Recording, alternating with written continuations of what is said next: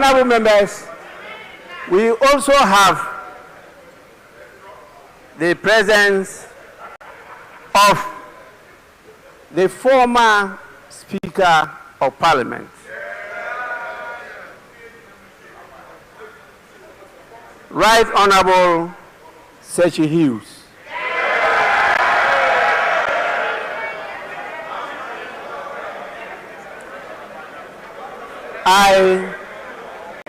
I know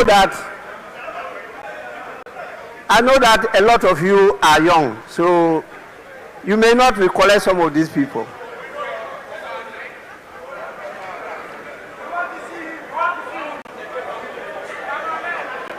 Honorable members, we also have a number of the members of the Council of State who are here today. We have also the presence of the Chief of Staff, Honorable Julius Debra.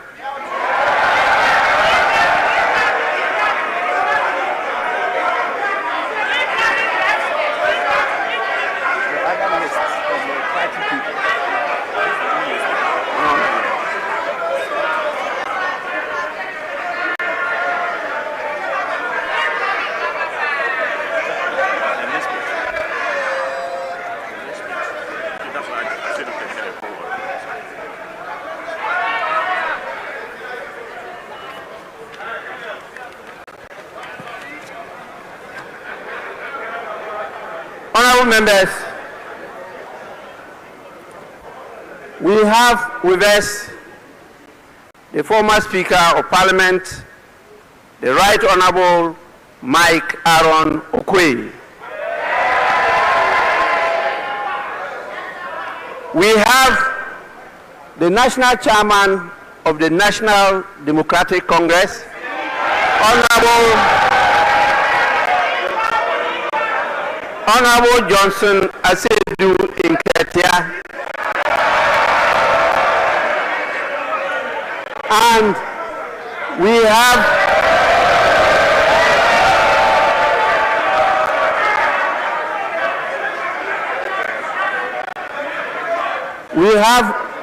the acting National Chairman of the New Patriotic Party,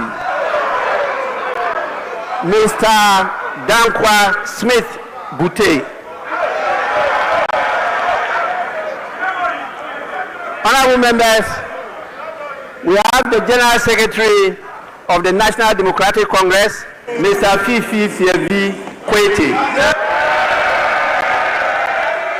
And we have the General Secretary of the New Patriotic Party, Mr. Justin Frimpong Kodia. For sure, we have, as usual,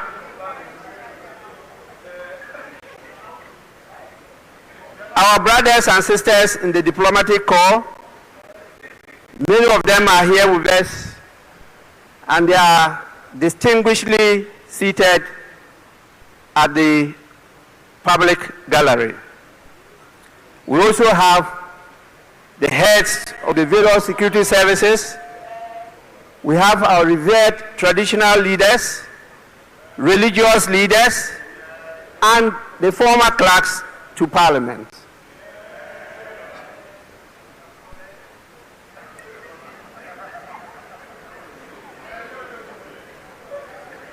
Honorable members, on your behalf, I warmly welcome all of them to the House.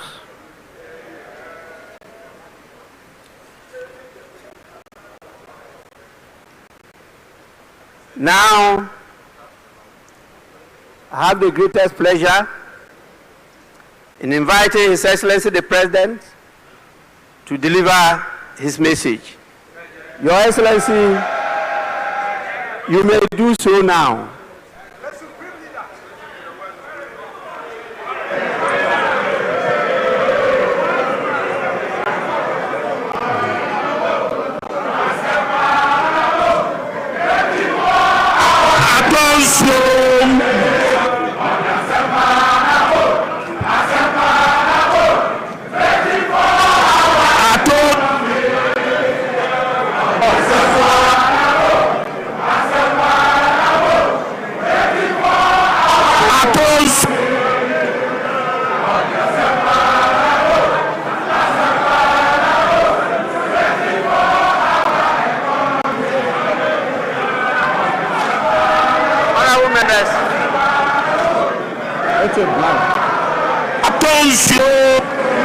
Honorable members, please.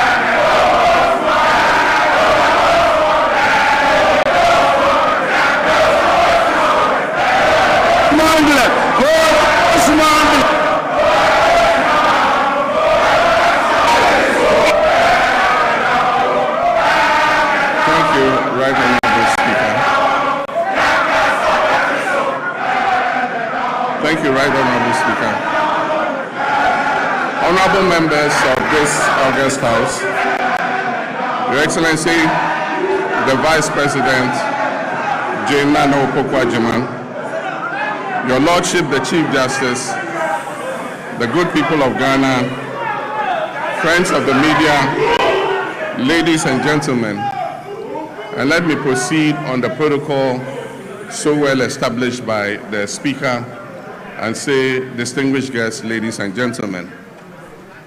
It is both a profound honor and a constitutional duty to appear before this august house to deliver a message on the state of the nation as required by Article 67 of our Constitution. I do this with the perspective and through decades of public service, including my time in this very chamber as a Member of Parliament representing Bole Bamboy, and my previous term of office as President of the Republic from 2012 to 2017. My journey in public service, like that of our nation, has not followed a straight path. It has been marked by periods of steady progress and then by setbacks and by determined recovery. Mr. Speaker, that pattern of resilience mirrors the national experience of our nation. And today I stand before you to speak to another such defining moment, a moment in which our nation is on the rebound of national renewal and of restored hope. This moment is being shaped by hard choices, institutional resolve, and a renewed commitment to stability and national purpose. Mr. Speaker, in just a few days, on 6th March 2026, our dear nation Ghana will celebrate 69 years of independence on the theme, Building Prosperity, Restoring Hope. This theme is not merely ceremonial, it is the blueprint that guides our administration's vision and actions. It reflects where we have been, it acknowledges the difficulties we have endured, and confidently declares the direction in which we are headed. At the heart of this vision are two complementary and mutually reinforcing agendas. One, the Resetting Ghana agenda, and two, the Accra Reset. The Resetting Ghana agenda is our national commitment to restore economic stability, rebuild public trust in our democracy, strengthen our institutions, and deliver tangible improvements in the lives of ordinary Ghanaians. It is about turning the page on years of mismanagement and confronting our challenges with honesty, and charting a new course anchored in fiscal discipline, transparency, and sustainable development. The Accra Reset, on the other hand, is our continental commitment. It recognizes that Ghana's prosperity cannot be separated from Africa's progress. It calls for a fundamental shift in how African nations relate to one another and to the world, from dependence to self-reliance, from fragmentation to integration, and from reactive postures to strategic leadership. Mr. Speaker, these two agendas are deeply interlinked because we cannot build lasting prosperity at home without contributing to stability and growth across our continent. Equally, we cannot lead effectively on the continental stage if our own house is not in order. Together, these frameworks demonstrate our determination to restore hope, not merely as a promise, but as a lived reality of Ghanaians and Africans alike.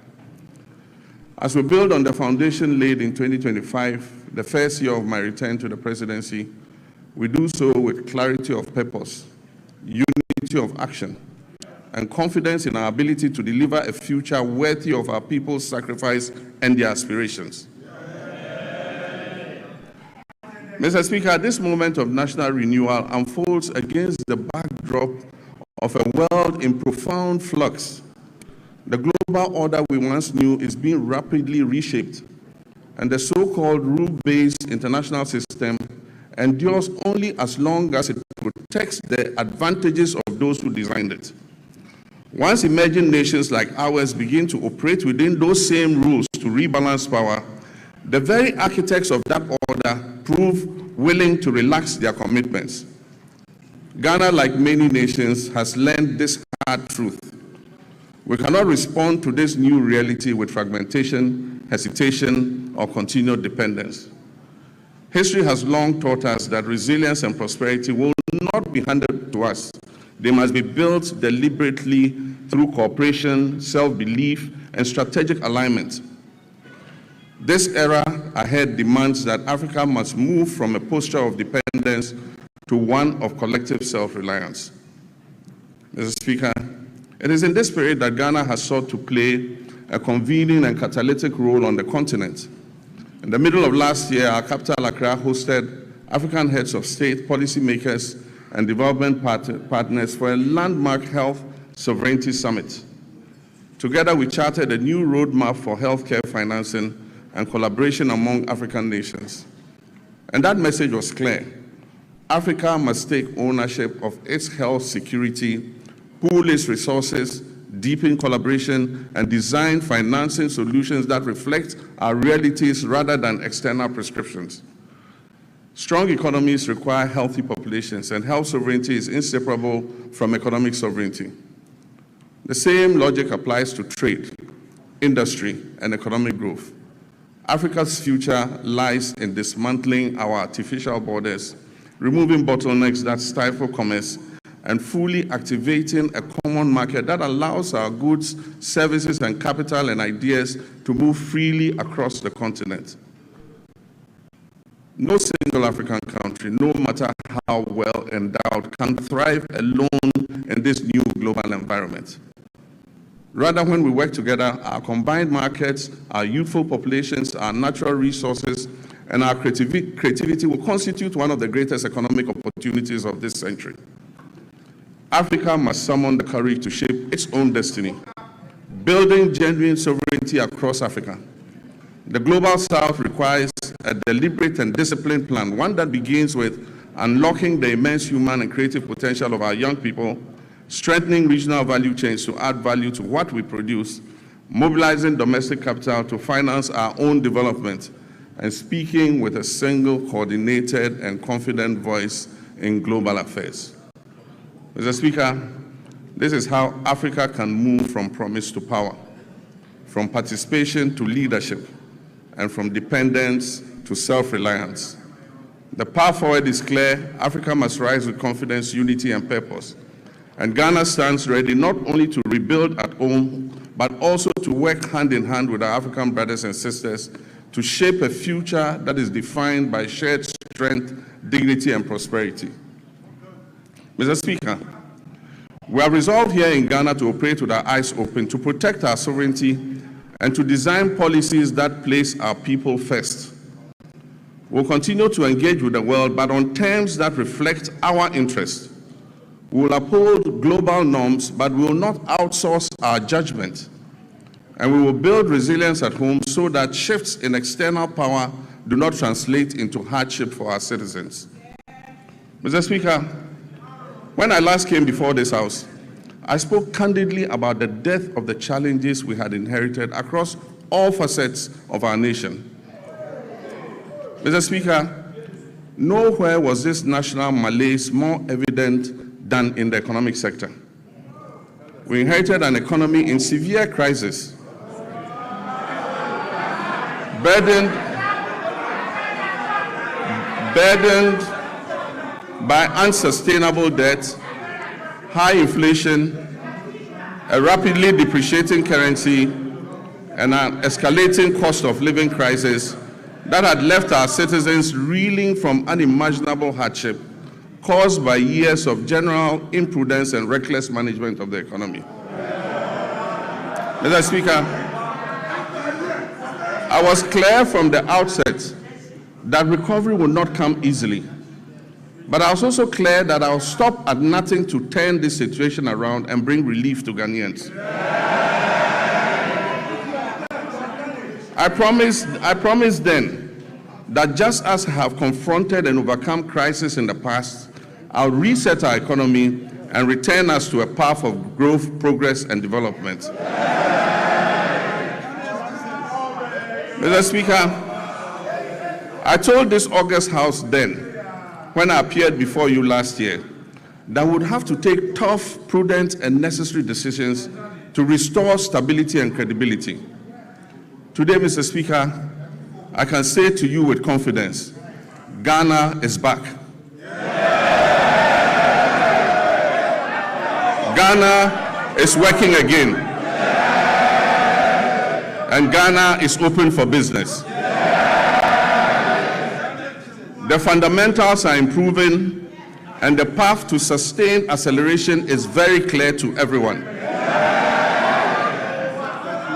From the outset, we resolved to choose discipline over waste, reform over excuses, and stability over speculation. As a responsible government, our first order of business was to halt the economic hemorrhaging and restore order to our public finances. We tightened expenditure and commitment controls. We improved payables reporting and conducted a comprehensive audit of 2024 commitments to restore credibility and discipline. Mr. Speaker, these measures have begun to deliver some of the most remarkable economic outcomes in decades. Mr. Speaker, as we approach the celebration of our 69th independence anniversary, we do so not only with pride in our past, but also with renewed hope for our future. We are building prosperity through sound policy, responsible governance, and inclusive growth. We are restoring hope by delivering on our promises and proving that good leadership makes a measurable difference in our people's lives. The Resetting Ghana agenda is working. The Accra Reset is gaining momentum. And together they are laying the foundation for a stronger, more resilient, and more prosperous Ghana. Mr. Speaker, our nation is on the runway. It is in takeoff mode. And you are all advised to fasten your seat belts.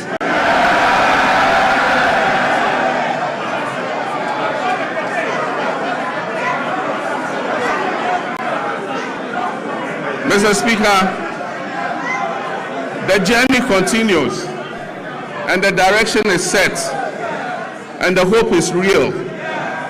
Our theme today of building prosperity, restoring hope is not merely aspirational. It reflects the tangible transformation we have delivered for the Ghanaian people. Mr. Speaker, our economy has grown significantly. In 2025, Ghana's GDP is expected to reach $113 billion, an increase from $83 billion at the end of 2024. This has placed Ghana among the top 10 largest economies in Africa.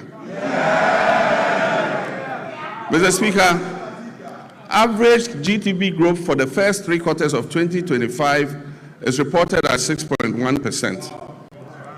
But growth means nothing without discipline. Our primary surplus reached 2.6% of GDP, far exceeding our target of 1.5%. Mr. Speaker, we closed our fiscal deficit at 3.1%, well below the projected 3.8%. Mr. Speaker, this is not prudent governance. It is promise-keeping, and it has benefited households and businesses because we have borrowed less and spent more responsibly. Interest rates have fallen, confidence has returned, private businesses are breathing again. Mr. Speaker, the 19th of December 2022 will go down as one of the darkest days in Ghana's economic history. On that day, Ghana declared its inability to honor its debt obligations. we declared a debt default and placed a moratorium on both domestic and foreign debt repayments. Following this, we entered a protracted and complex debt restructuring process. Ghana's debt became a shackle on our economic progress, dragging our nation down into hardship and despair. Looking at Ghana's restructured debt profile, it is clear that those who negotiated on our behalf were only intent on kicking the can down the road, with the largest debt repayments scheduled, interestingly, between 2025 and 2028. Mr. Speaker, we confronted this crisis with action, not rhetoric. We established sinking funds, we restructured obligations, and we pursued bilateral agreements. Mr. Speaker, the result: public debt fell by 82.1 billion Ghana cedis and took our debt to GDP from 61.8% to 45.3%. Mr. Speaker, this is one of the sharpest reductions of debt in Ghana's history. Mr. Speaker, just this year, after the New Year celebration on January 2nd, when people were still recovering from hangovers, we settled a US 709 million euro bond ahead of schedule. We settled a US dollar 709 million euro bond ahead of schedule, completing the US 1.4 billion in debt service that was meant for 2025. Mr. Speaker, and the world noticed, Fitch, Moody's, and Standard & Poor's all upgraded Ghana's credit ratings, the first triple upgrade in many years. Mr. Speaker, Ghana's credibility is restored. Ghana is rising. The heaviest burden we inherited was the very high inflation rate, which was silently eroding every household's purchasing power. It peaked at 54.1% at the end of 2022, and it declined to 23.5% by the end of 2024. Mr. Speaker, we treated this with urgency. Through fiscal consolidation, currency stabilization, and disciplined monetary policy, inflation fell from 23.5% at the end of 2024 to 3.8%.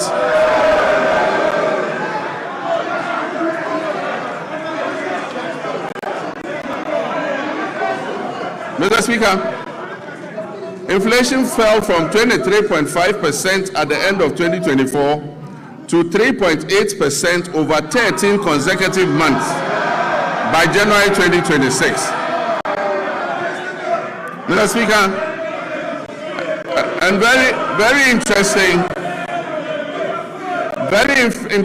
food inflation, which had been the main driver of the upward pressure on inflation, fell by 26.6 percentage points. Inflation for locally produced goods fell by 22.6 percentage points. Mr. Speaker, these are not just statistics. These translate into the reality of a parent being able to put food on the table for their children. It translates into the reality of businesses thriving and creating opportunities for Ghana's young people.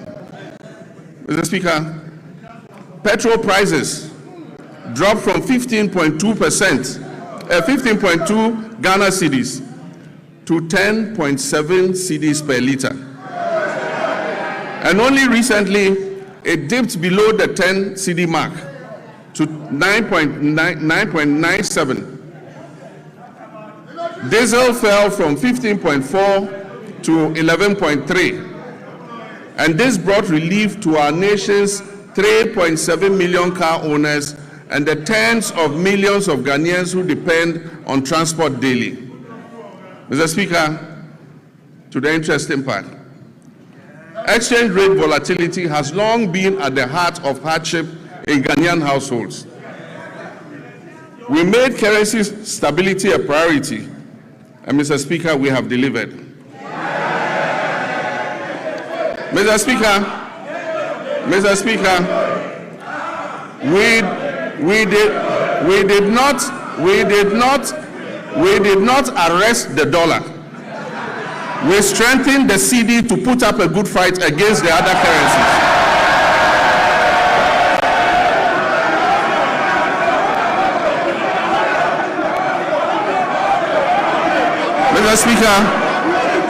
Mr. Speaker, we did not arrest the dollar. We strengthened the CD to put up a good fight against the other currencies.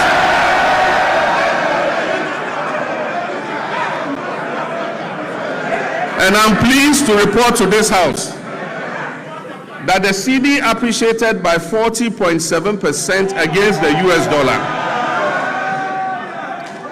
and by 30.9% against the British pound and by 24% against the euro.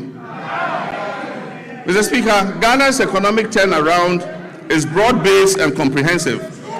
All sectors of the Ghanaian economy have witnessed remarkable improvement in our first year in office. And most importantly, Ghana's economy has surpassed the 100 billion mark for the first time. And as I said, it is projected to place Ghana among the top 10 largest economies in Africa.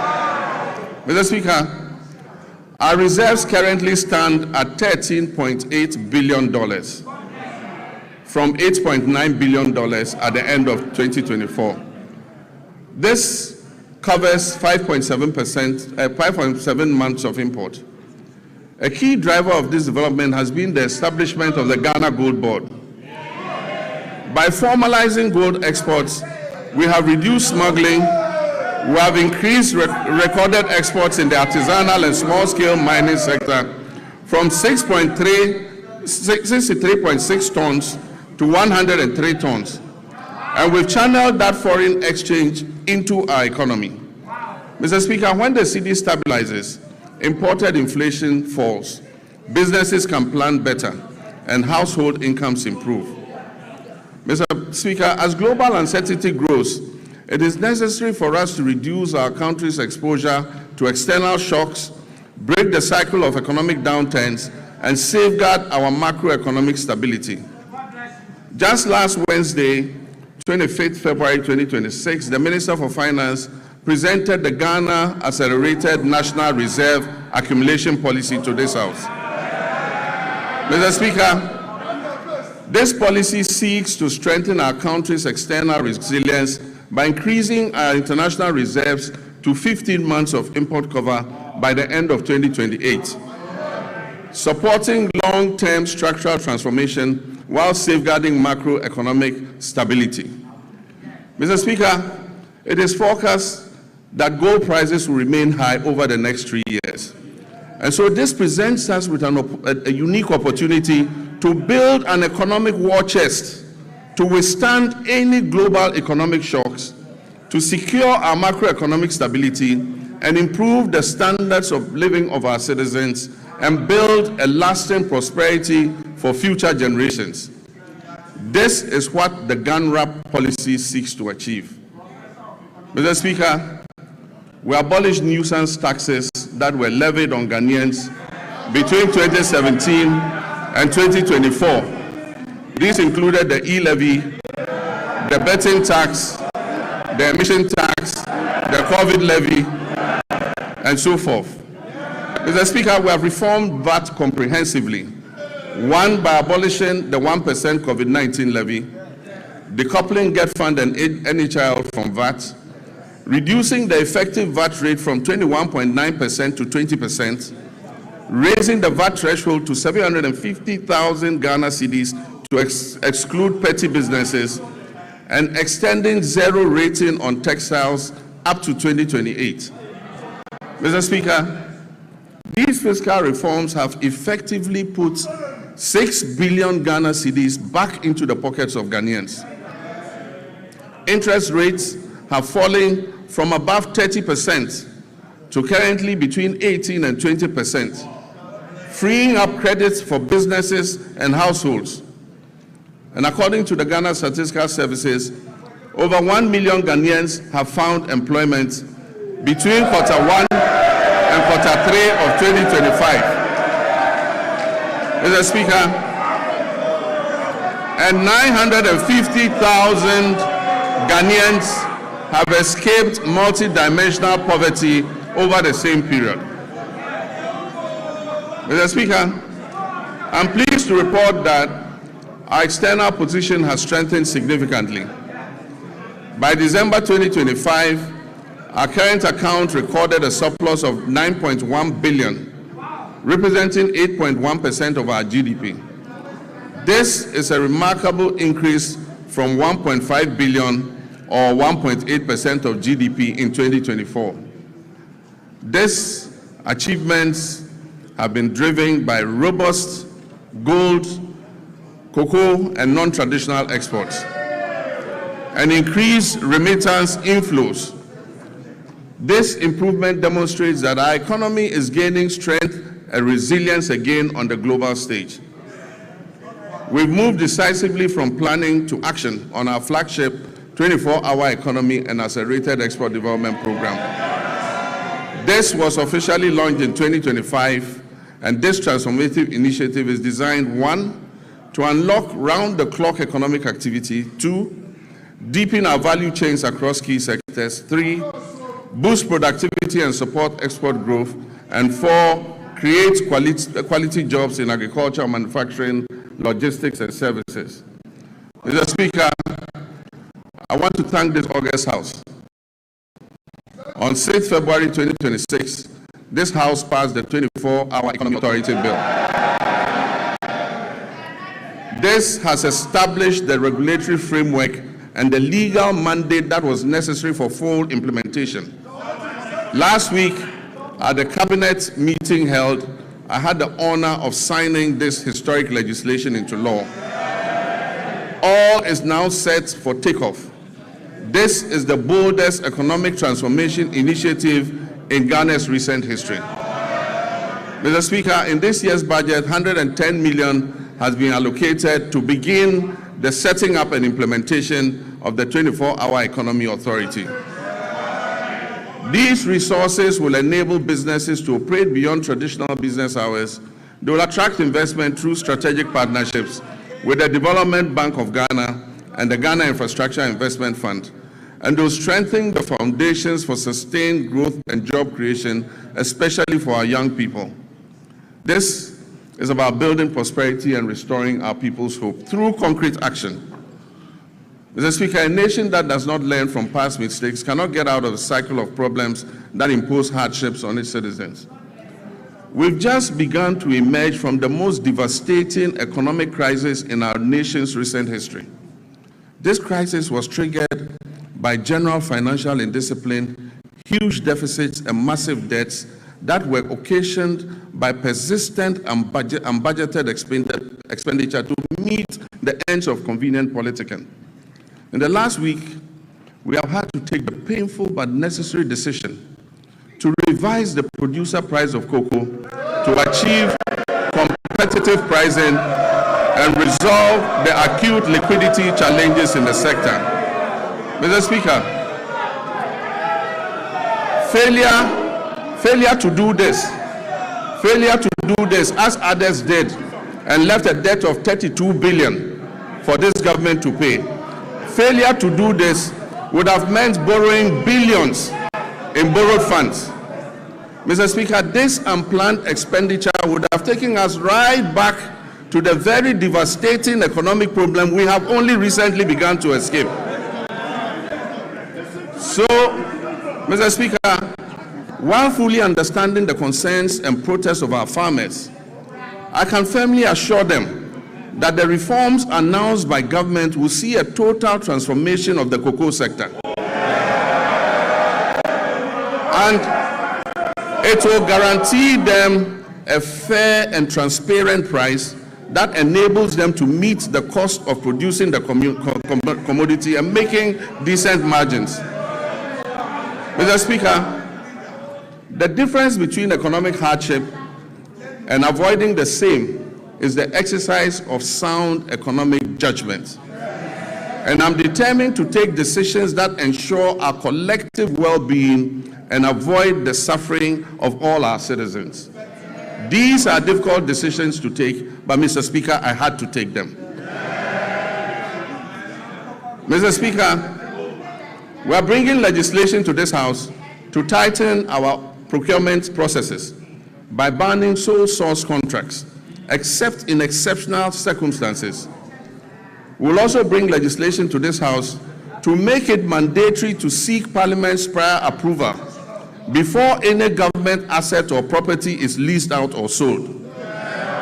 This includes lands and state enterprises. Mr. Speaker, last Tuesday, I caused the Minister of Finance to lay before this House the Value for Money Office Bill. This is a landmark measure, a fulfillment of yet another campaign promise to the good people of Ghana. And this is designed to decisively end waste, inflated contracts, abandoned projects, and chronic cost overruns that have for far too long drained the public purse. All these measures are intended to improve public trust and accountability.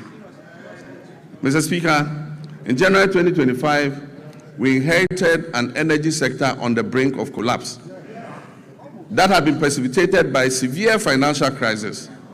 The sector was burdened with a staggering debt of 80 billion Ghana cedis, strengthening the operational viability of key power producers. The 500 million World Bank partial risk guarantee, a critical risk mitigation instrument that was established in 2015 during my first term to safeguard the nearly 8 billion of private sector investment that was put into the offshore Cape Trade Points field, had been fully drawn down and exhausted due to prolonged non-payment for gas consumed. Mr. Speaker, at the distribution level, the Electricity Company of Ghana was plagued by high commercial and technical losses, collecting only 62% of the energy it purchased from generators and declaring less than 50% of its collection into the cash waterfall mechanism. Mr. Speaker, the result was severe liquidity shortfalls and power challenges throughout 2024. In the petroleum sector, years of policy inconsistency, regulatory inefficiencies, a lack of transparency, prolonged licensing processes, and unresolved legal disputes over field unitization had eroded investor confidence. Consequently, crude oil production declined by approximately 32% between 2019 and 2024. It fell from 71.4 million barrels per day to 48.2 million barrels. Mr. Speaker, I'm pleased to announce that as of December 31st, 2025, government has fully repaid and restored the entire 500 million World Bank guarantee, including interest. This has reinstated the facility in full and reaffirmed Ghana's standing as a credible and reliable partner on the global stage. Mr. Speaker, I can also announce that we are paying for every gas we are consuming today. In addition, between January and December 2025, through carefully coordinated policy actions, the government settled all outstanding gas invoices that were owed to ENI and Vitol, amounting to approximately $500 million. And so Ghana is now fully up to date with its gas consumption obligations to the Sankofa partners.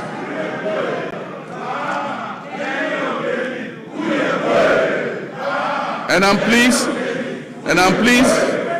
to announce that the 2026 budget has made adequate provision to ensure timely payments for all liquid natural gas that we consume going forward.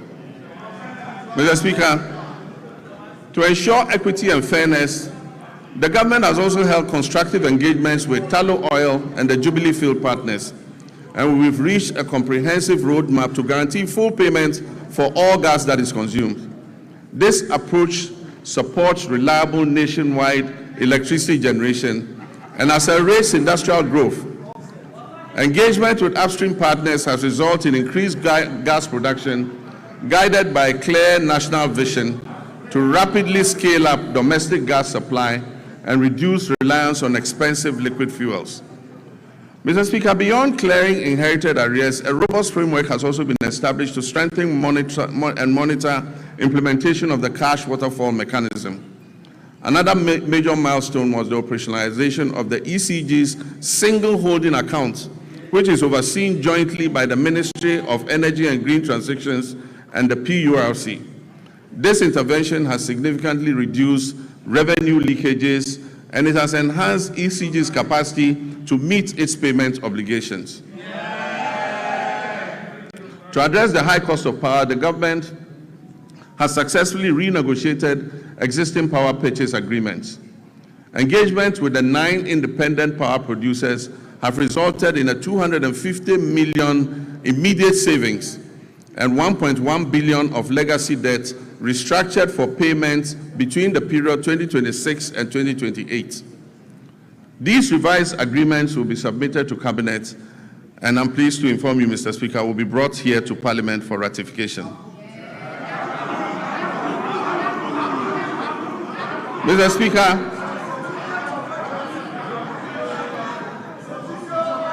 under the Rural Electrification Program, 200 out of the 400 targeted communities have been connected to the national grid, with a further 100 at various stages of completion. The national electricity access for Ghana today stands at 89.05. We are committed to ensuring that every Ghanaian has access to reliable, affordable electricity. It is worrying that the Electricity Company of Ghana continues to experience high power losses, with reports indicating that around 25% of generated power is lost. To address this phenomenon and anchor the gains we have made, adopting private sector participation, particularly in billing and collection, is the most effective way to significantly reduce these losses. Cabinet has approved the multiple lease method for concessions in the distribution utilities, and work is ongoing to implement this critical reform. Mr. Speaker, the Bui Power Authority has completed an additional 50 megawatts of solar power. In the distributed solar sector, 30 megawatts was achieved through rooftop installations, bringing our total installed capacity to 250 megawatts of solar, and this represents 5% of renewable energy in our entire generation mix. A few months ago, I broke ground for a 200 megawatt solar power project at the Dawa Industrial Zone, with the first 100 megawatts scheduled for completion in December 2026. The Ministry of Energy and Green Transitions is constructing 35 mini-grids to serve 47 islands and lakeside communities in the Oti, Savannah, and Bono East regions.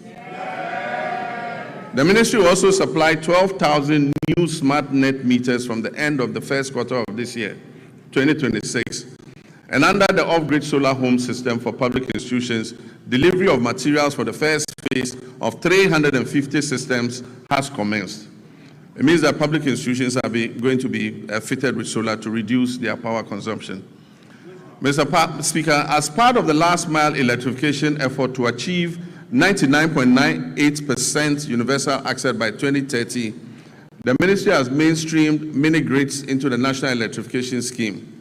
Consequently, a feasibility study for the Afram Plains North District was completed for 100 communities to receive solar power, bringing the total number of islands and lakeside communities in the Afram Plains North and South to 150 that are ready for mini-grid solar electrification.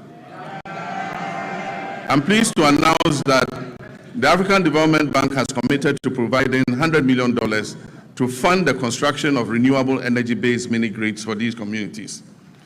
Mr. Speaker, we've signed a memorandum of understanding with the Jubilee and Tenfield partners to commit another $2 billion to additional investment in the Jubilee field. This will include drilling up to 20 new wells, the first wells being drilled in more than 9 years. Mr. Speaker, there's a second memorandum of intent with the OCTP partners that's ENI and Vitol, to commit 1.5 billion of additional investment in the OCTP field in the Cape 3 Points Block 4 contract area, among others. This agreement will significantly increase Ghana's oil and gas production, thereby enhancing energy security, domestic demand, and infrastructure development. Mr. Speaker, we're on course to revitalize the Ghana Cylinder Manufacturing Company through a strategic partnership with the National Petroleum Authority, Ghana Gas, and the Ghana Commercial Bank. This will boost production, ensure a steady supply of safe LPG cylinders, and strengthen local manufacturing. Mr. Speaker, I'm also pleased to announce to you that Tema Oil Refinery is back.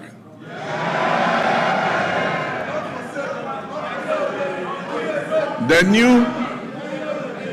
new management of the refinery has successfully completed extensive turnaround maintenance. And I'm pleased to inform you that this August House that for the first time since 2018, the refinery has commenced processing of crude oil into petroleum products again.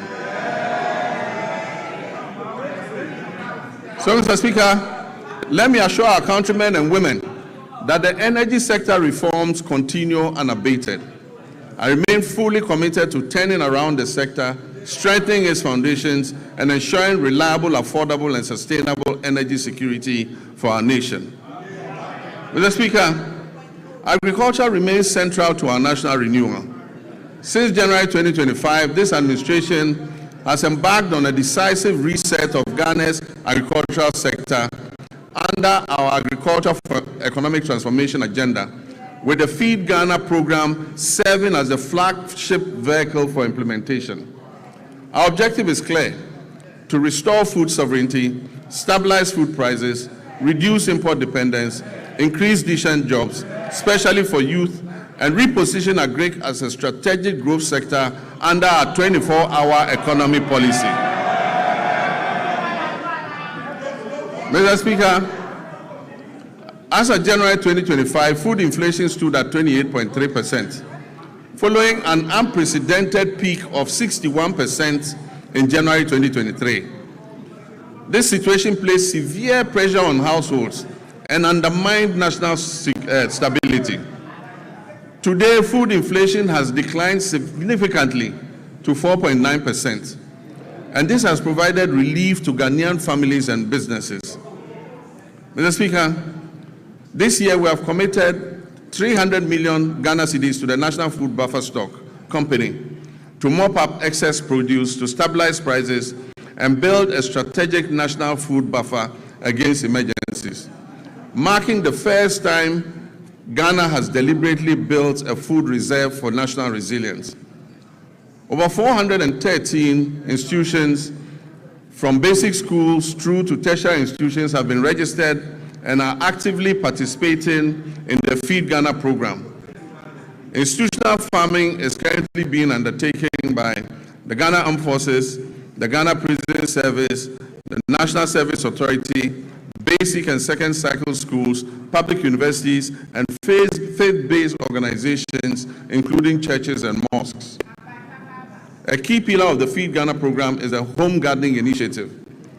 Across the country, families are being encouraged to grow vegetables at home and in their communities to reduce food expenditure, improve household nutrition, and enhance food availability.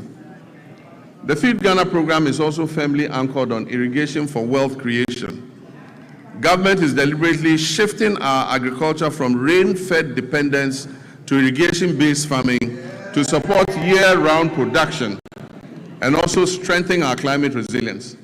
And so over the past months, processes have begun for the following interventions: the construction of 2 new mega dams, the rehabilitation of 8 existing irrigation dams, and the construction of 250 solar-powered boreholes for farming communities and schools across the Northern Belt and Brong-Ahafo regions.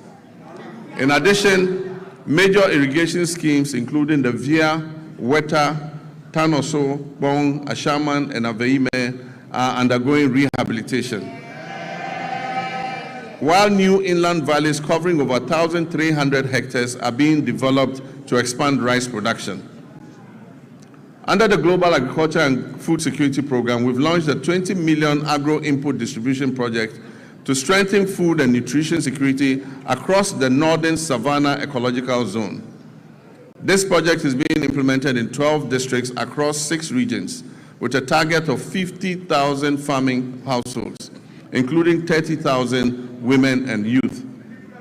It will support the production of key staples such as maize, rice, soya bean, cowpea, granules, while promoting year-round vegetable cultivation through solar-powered micro-irrigation schemes for farmers groups and selected schools. The project is also supporting backyard and commercial poultry production, as well as the distribution of fertilizer and certified seeds to participating districts. This will help strengthen the poultry value chain. We're working to fulfill the promise of establishing farmer service centers across the country to modernize agriculture. Procurement processes are underway for a total of 660 tractors, 400 combined harvesters, and other agricultural equipment and implements. The first 11 farmer service centers will begin construction this year and will provide affordable access to land preparation, harvesting, storage, input supply, extension services, and equipment leasing, especially for smallholder farmers. Mr. Speaker, in the next 2 weeks, I'm going to cast out for the first farmer service center in the Afram Plains. Mr. Speaker, agriculture extension remains the backbone of productivity, and to address the current gap between farmers and extension officers, 540 motorbikes have been procured to improve extension coverage. 150 of those bikes have already been distributed, and we're employing 400 RtvGhana district coordinators nationwide, while 10,000 young Ghanaians are being enrolled under a 4-year national service agripreneurial program with annual absorption into permanent employment. So far, 3,000 youth have been posted by the National Service Authority under the Agripreneur program. This intervention is strengthening frontline service delivery and creating employment opportunities for young people. We're also placing farmer cooperatives at the center of our agricultural transformation plan. As of October 2025, 70,000 community commodity-focused farmers cooperatives had been established nationwide. And they are serving as platforms to access inputs, mechanization services, climate advisories, aggregation, and fair market negotiation. Government is actively linking farmers to agro-industrial investments to stabilize prices, create jobs, and accelerate Ghana's journey towards food security. A major highlight of this effort is the 154 million Ghana-Italy irrigated commercial farming project to establish a 10,000-hectare irrigation model farm to produce rice, maize, soya, and tomatoes. All produce from this project will be sold locally. This intervention is strategic and designed to fast-track progress towards food security, ensure a reliable supply of raw materials for agro-processing, and reduce Ghana's dependence on food imports. Mr. Speaker, other key initiatives under the Value Addition and Agro-Industrial Drive include rice processing facilities in the Upper East and Upper West regions, poultry feed production facilities in Ashanti, cashew and onion processing facilities in Bono East. In addition, a 40-ton per day soya processing plant is being established in northern Ghana to support soya bean farmers and reduce their feed costs. The share industry is also being revived through secured export contracts and measures to protect raw material supplies. Mr. Speaker, to reduce Ghana's 300 to 400 million annual poultry import bill, Ghana has launched a comprehensive poultry farm-to-table project. These comprise 50 anchor or commercial farmers producing 4 million birds, 500 SMEs producing 3 million birds, and a small-scale Nkokon Kitinkiti backyard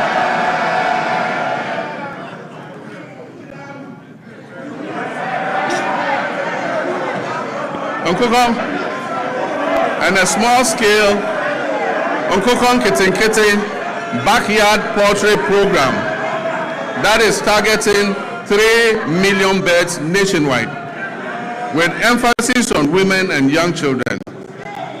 Mr. Speaker, the Nkukon Kitinkiti program is underway as I speak. And the target is to reach 60,000 households. Even before I launched the Nkukon Kitinkiti program, 720 beds had been distributed during the pilot phase to 13,000 farmers in 12 districts.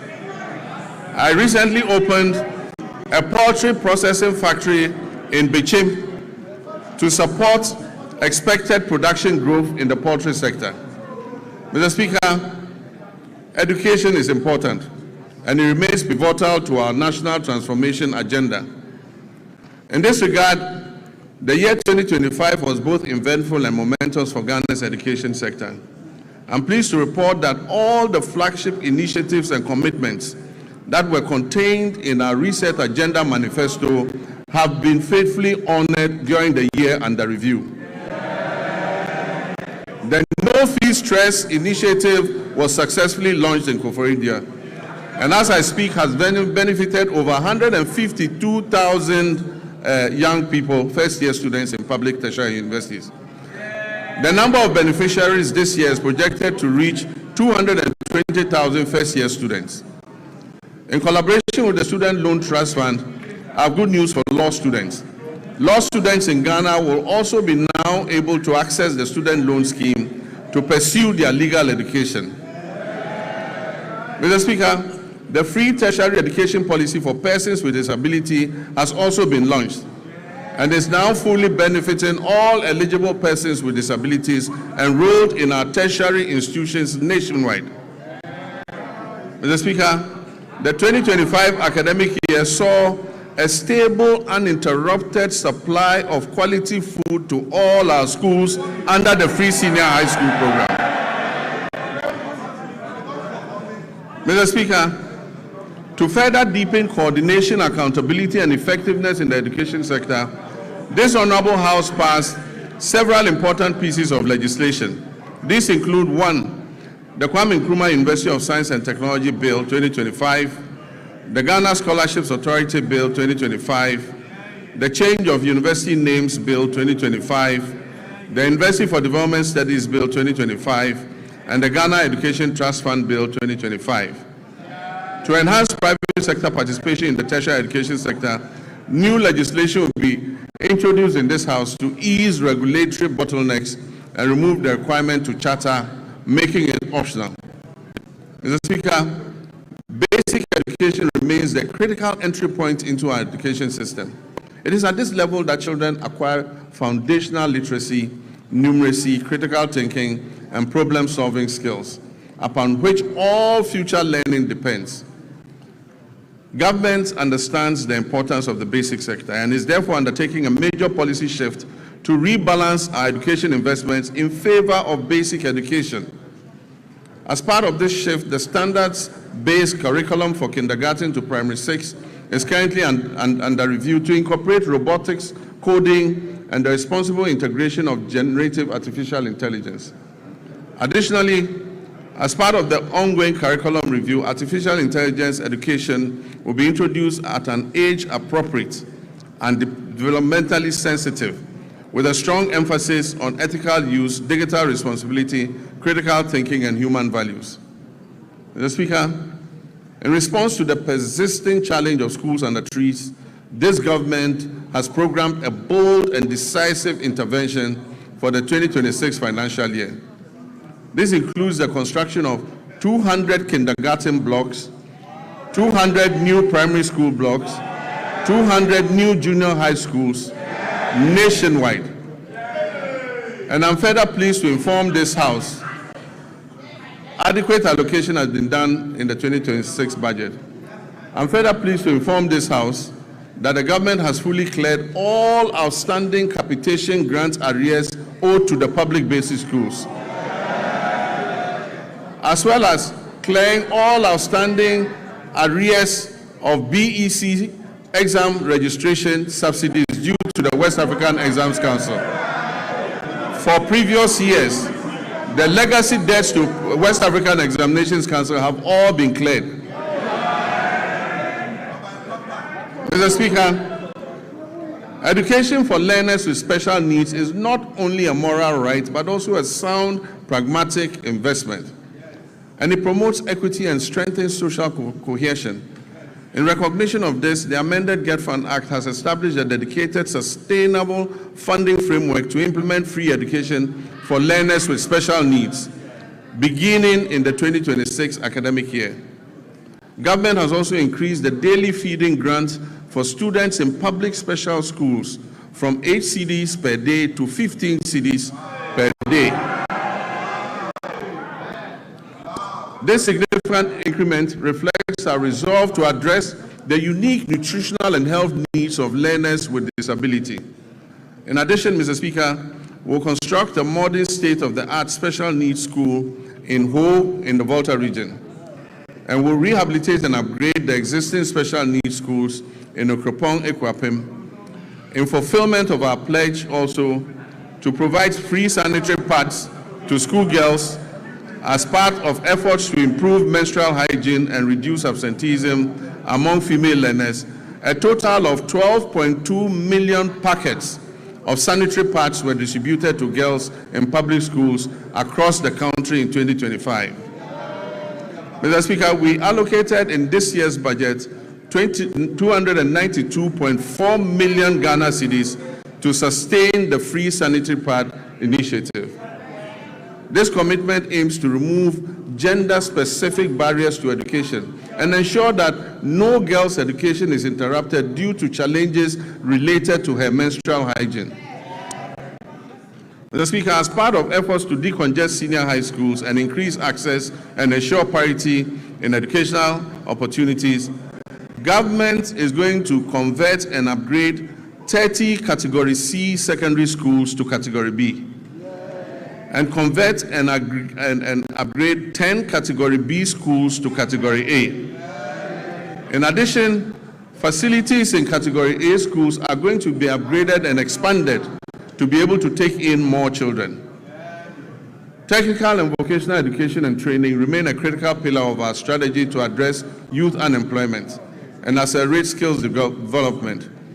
Government will construct 6 brand new regional TVET centers of excellence across the country to equip our young people with practical, industry-relevant skills aligned with the demands of the evolving job market. We're also undertaking a review of the national curriculum to align with the OECD Future of Education and Skills Framework. This will make TVET education more adaptive and resilient. Mr. Speaker, to expand access to higher education and support balanced regional growth and meet the rising demand for quality tertiary education, we've entered international partnerships to establish 2 new public universities, one in Kentapo in the Bono East region, another in Jasikai in the Oti region. I'm happy to announce also that a grant has been sourced from China to establish a new public university in Damango in the Savannah region. Mr. Speaker, technical universities play a critical role in closing the skills gap and reducing youth unemployment by delivering high-quality, industry-aligned and practice-oriented training within a broader policy framework that stimulates labor demand. In this regard, government is going to establish 3 new technical universities to strengthen skills development, enhance innovation, and support national industrialization efforts. Mr. Speaker, the Teachers Housing Initiative is a joint effort involving district assemblies, Common Fund, Get Fund, NAT, and JESOPs. And the aim is to build 50,000 housing units for teachers. This initiative is called the Teacher Dabre, Baby Teacher Beda. This partnership demonstrates our collective dedication to enhancing teachers' living conditions and boosting the retention of teachers, especially in rural and remote areas, and ensuring that teachers can live, work, and retire with dignity and security. Mr. Speaker, by prioritizing equitable access and expanding infrastructure, we're investing in human capital and laying the foundation for a Ghana where every child can learn, grow, and succeed. Mr. Speaker, our health system. By January 2025, our health system was under severe strain. Aging and deteriorating equipment, stalled hospital projects amounting to 15 billion Ghana cedis in liabilities, and growing workforce pressures had weakened service delivery. Over the past year, donor support to our health sector declined sharply from 19% of our total health budget to just 2.2% today, creating an annual financing gap of more than 2.4 billion Ghana cedis. The withdrawal of support from programs previously financed by partners such as the USAID exposed the vulnerability in essential supplies and services, particularly in remote and underserved communities. Faced with these realities, my government chose to act decisively. In 2026, direct government funding for health will account for about 72% of our total health spending. This is up from 56.8% in 2023. Core health allocations have risen to GHS 23.3 billion, and with national health insurance resources included, total health financing now stands at 34.7 billion Ghana cedis. This reflects our clear commitment to domestic financing and health sovereignty. At the same time, we have faced the growing burden of non-communicable diseases. Today, non-communicable diseases account for over 40% of all deaths in Ghana and remain a major cause of household poverty. To address this, the government established the Ghana Medical Trust Fund, otherwise called Mahama Cares.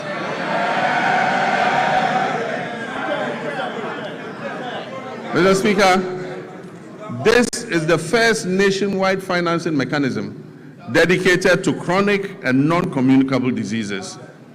Mr. Speaker, the National Health Insurance Levy has been uncapped. Claims payments are now timely, with facilities no longer waiting more than 6 months as happened in the past for payment to be made.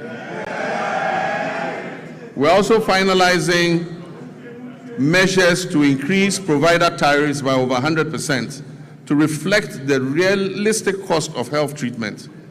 As a result of the increased trust, NHIS enrollment has risen from 57% at the start of 2025 to 66% today. Mr. Speaker, Ghana's health workforce density has risen from 16.6% per 10,000 people in 2025 to nearly 42 per 10,000 today, while public sector health employment has doubled to approximately 200,000 workers. And yet, significant challenges remain. At the beginning of 2025, when we took over, 103,000 trained health workers were still awaiting placement, employment, or enrollment onto the payroll. Over the past year, 13,500 nurses and midwives, along with hundreds of doctors and pharmacists, have been absorbed into the public payroll. Nursing trainee allowances have been regularized and restored. Application fees have been reduced, and the no-fee stress initiative introduced to ease access to training has been extended. Service conditions are being implemented to boost morale and retention. Looking ahead, government will expand recruitment and take necessary action to add more health workers onto the payroll. We will also correct the maldistribution of health workers through targeted incentives for health workers who agree to serve in underserved areas.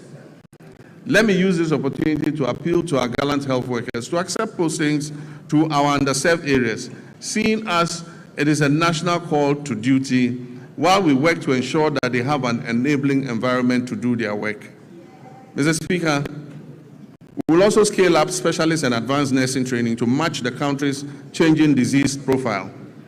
New post-basic nursing programs in cardiology, nephrology, endocrinology, and oncology will be introduced. This While the 2 existing ones, emergency and critical care nurses, will be scaled up. At least 30 nursing training institutions will transition to competency-based degree curriculums, supported by new scholarship opportunities for PhD-level training for nurses and allied health professionals.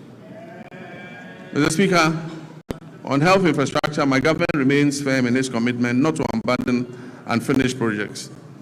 We'll continue to retool facilities, strengthen emergency and disease surveillance systems, and ensure that health infrastructure is properly aligned with staffing, equipment, and financing. In 2026 budget, provision has been made to commence regional hospitals in Oti, Savannah, and the Western North regions. This will expand access to quality care. Aligned with the reset agenda, we're making strategic investments in local pharmaceutical and vaccine production. The government has allocated 50 million in seed funding to the National Vaccine Institute. And in 2025, a local manufacturer secured market authorization to produce snake venom antiserum right here in Ghana. We're also finalizing steps to implement an advanced market commitment to prioritize locally manufactured vaccines and pharmaceuticals in public procurement. Production of the tetanus diphtheria vaccine is expected to commence this year through a partnership with an Indonesian pharmaceutical firm. Disease control remains our priority in our country's immunization financing. We will strengthen immunization financing. In 2025, the vaccine budget for children and pregnant women was increased by 46%, exceeding the 171 million Ghana cedis. And this enabled Ghana to fully and promptly finance all its vaccines and reduce the risk of preventable outbreaks. In 2025, we also introduced the HPV vaccine to protect young women and girls against cervical cancer. Mr. Speaker, Ghana's HIV prevalence rate is estimated at 1.6%. And as I speak with you, there are about 350,000 of our countrymen and women living with HIV and AIDS. Mr. Speaker, although prevalence is low, some population segments and regions have significantly higher incidence than the national average. The Ghana AIDS Commission has been tasked with ensuring the availability of testing and antiretrovirals. This year, government will fully roll out a free primary health care program, removing all cost barriers at the primary level where it is most needed, while strengthening prevention, screening, and health promotion, especially for non-communicable diseases. The Ghana Medical Trust Fund will be scaled up, and access to advanced cardiac care, including cardiac catheterization services at Tamale, Kolebu, and Komfo-Anokye Hospital, will be expanded to reduce overseas referrals and position Ghana as a center for specialized care in the sub-region, in line with our medical tourism objectives. Mr. Speaker, the Ministry of Health is expected to issue guidelines to eliminate the unacceptable no-bed syndrome. Patients facing medical emergencies must be received and given help, if even under makeshift conditions. You don't need to have a comfortable bed to save a patient. No patient must be turned away from any health facility they report to. Mr. Speaker, but in the meantime, government will expand capacity by implementing the Rich Hospital Phase 2 project to increase the number of beds at the Greater Accra Regional Hospital. We will also continue and complete the Police Hospital project, and also continue and complete the La General Hospital. Mr. Speaker, in the Ashanti region, we will complete the Sewa Regional Hospital. We will complete the Aferi Military Hospital, and we will complete the Komfo-Anokye Teaching Hospital Maternity and Children's Block. Mr. Speaker, we remain on course to build a stronger, more resilient, and more self-reliant health system for all Ghanaians. Mr. Speaker, Roads are a very important sector. We inherited a burden of significant financial obligations and structural pressures in the road sector that had accumulated over the years. As of December 2024, outstanding payments on road projects financed through the consolidated fund stood at 21 billion Ghana cedis. These were certified works executed by contractors across the country for which payment had not been made. In addition, indebtedness to contractors that was lodged with the Ghana Road Fund Secretariat and awaiting payment amounted to 5.43 billion Ghana cedis. This figure excludes accruing interest charges, which continue to compound the state's financial exposure. Mr. Speaker, beyond these arrears, we inherited also contractual commitments, that is signed contracts, totaling more than 104 billion Ghana cedis. These commitments represent signed contracts for road projects at various stages of execution, many of them without corresponding secured funding to guarantee timely completion.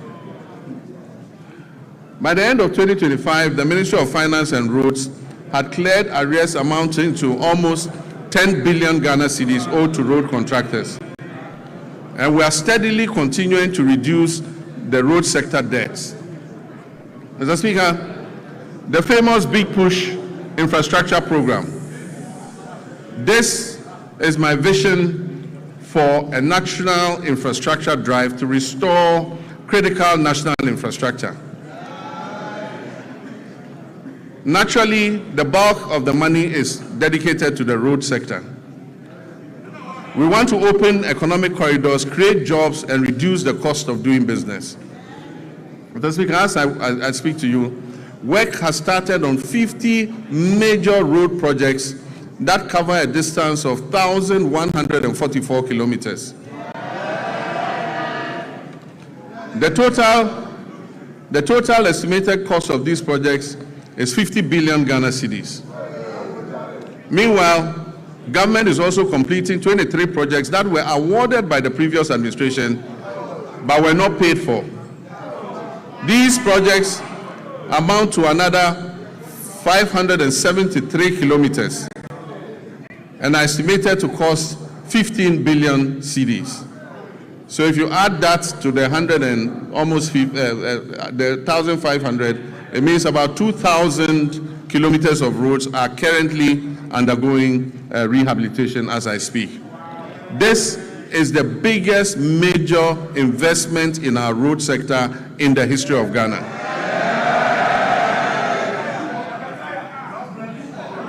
Across all 16 regions, 73 projects are advancing with significant visible progress expected by the end of the year.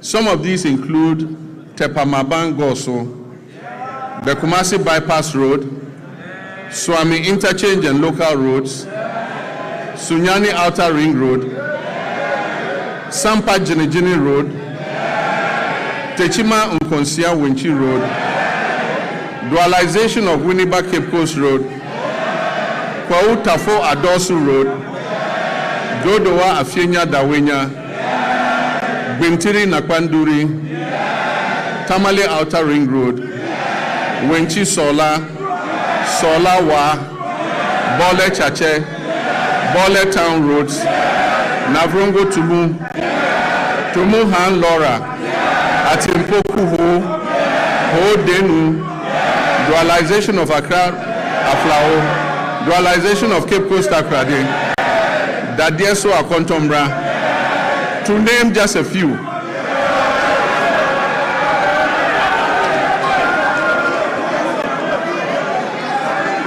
Mr. Speaker, other feeder roads are Akosombo Jekiti Kudikope, Yeniam Junction Sedom, Apegusum Pakadan, Todome to Balime Gemini Road. Indeed, there are many others too numerous to mention. And as I said at the launch of the Big Push program, the whole of Ghana is going to become a construction site. And Mr. Speaker, Ghanaians can already testify that serious road works are underway across the country. Mr. Speaker, the Accra-Kumasi Expressway will be a 198.7 kilometer, 6-lane high-speed motorway. This expressway is designed to connect Ghana's two largest cities, Accra and Kumasi, and it will reduce the traveling time between Accra and Kumasi to approximately 2.5 hours. Mr. Speaker, this new alignment will have 8 interchanges and will be Ghana's first true expressway. And so government has established the Accra-Kumasi Expressway Limited, which is a subsidiary of the Ghana Infrastructure Investment Fund, as the concessionaire that will be mandated to design, to finance, construct, operate, and maintain the expressway, with the Ministry of Roads and Highways as the contracting authority. The project delivery is structured as a long-term concession of up to 50 years. Mr. Speaker, this expressway will be Ghana's first purpose-built expressway with limited access points, so goats and sheep cannot cross at any point. Mr. Speaker, it's designed for higher speed limits and modern safety infrastructure to reduce travel time and improve road safety. Preparatory activities including feasibility studies, the detailed designs and cost assessments are currently underway. This major road construction work aims to improve mobility, safety, and trade while connecting communities to markets and essential services. Mr. Speaker, the Eastern Corridor. We aim to complete all unfinished segments of the Eastern Corridor Road by the end of 2027. Mr. Speaker, we'll continue and complete the Twin project. And this includes reconstructing the Accra with 3-lane service roads in both directions and interchanges at Ashaman, where you have the Ashaman underbridge. It will now be an interchange. There will be another interchange at Community 18 and Teshi Link. Mr. Speaker, it also involves remodeling the Tetekwashi interchange. Construction works are ongoing and progress is at 32%. Mr. Speaker, other important projects include the Kumasi Inner Ring Road, the Volivo Bridge over the Southern Volta River, the Dambai Bridge over the River Oti, and the Adoso Bridge over the River Afram at Eche Amanfrom.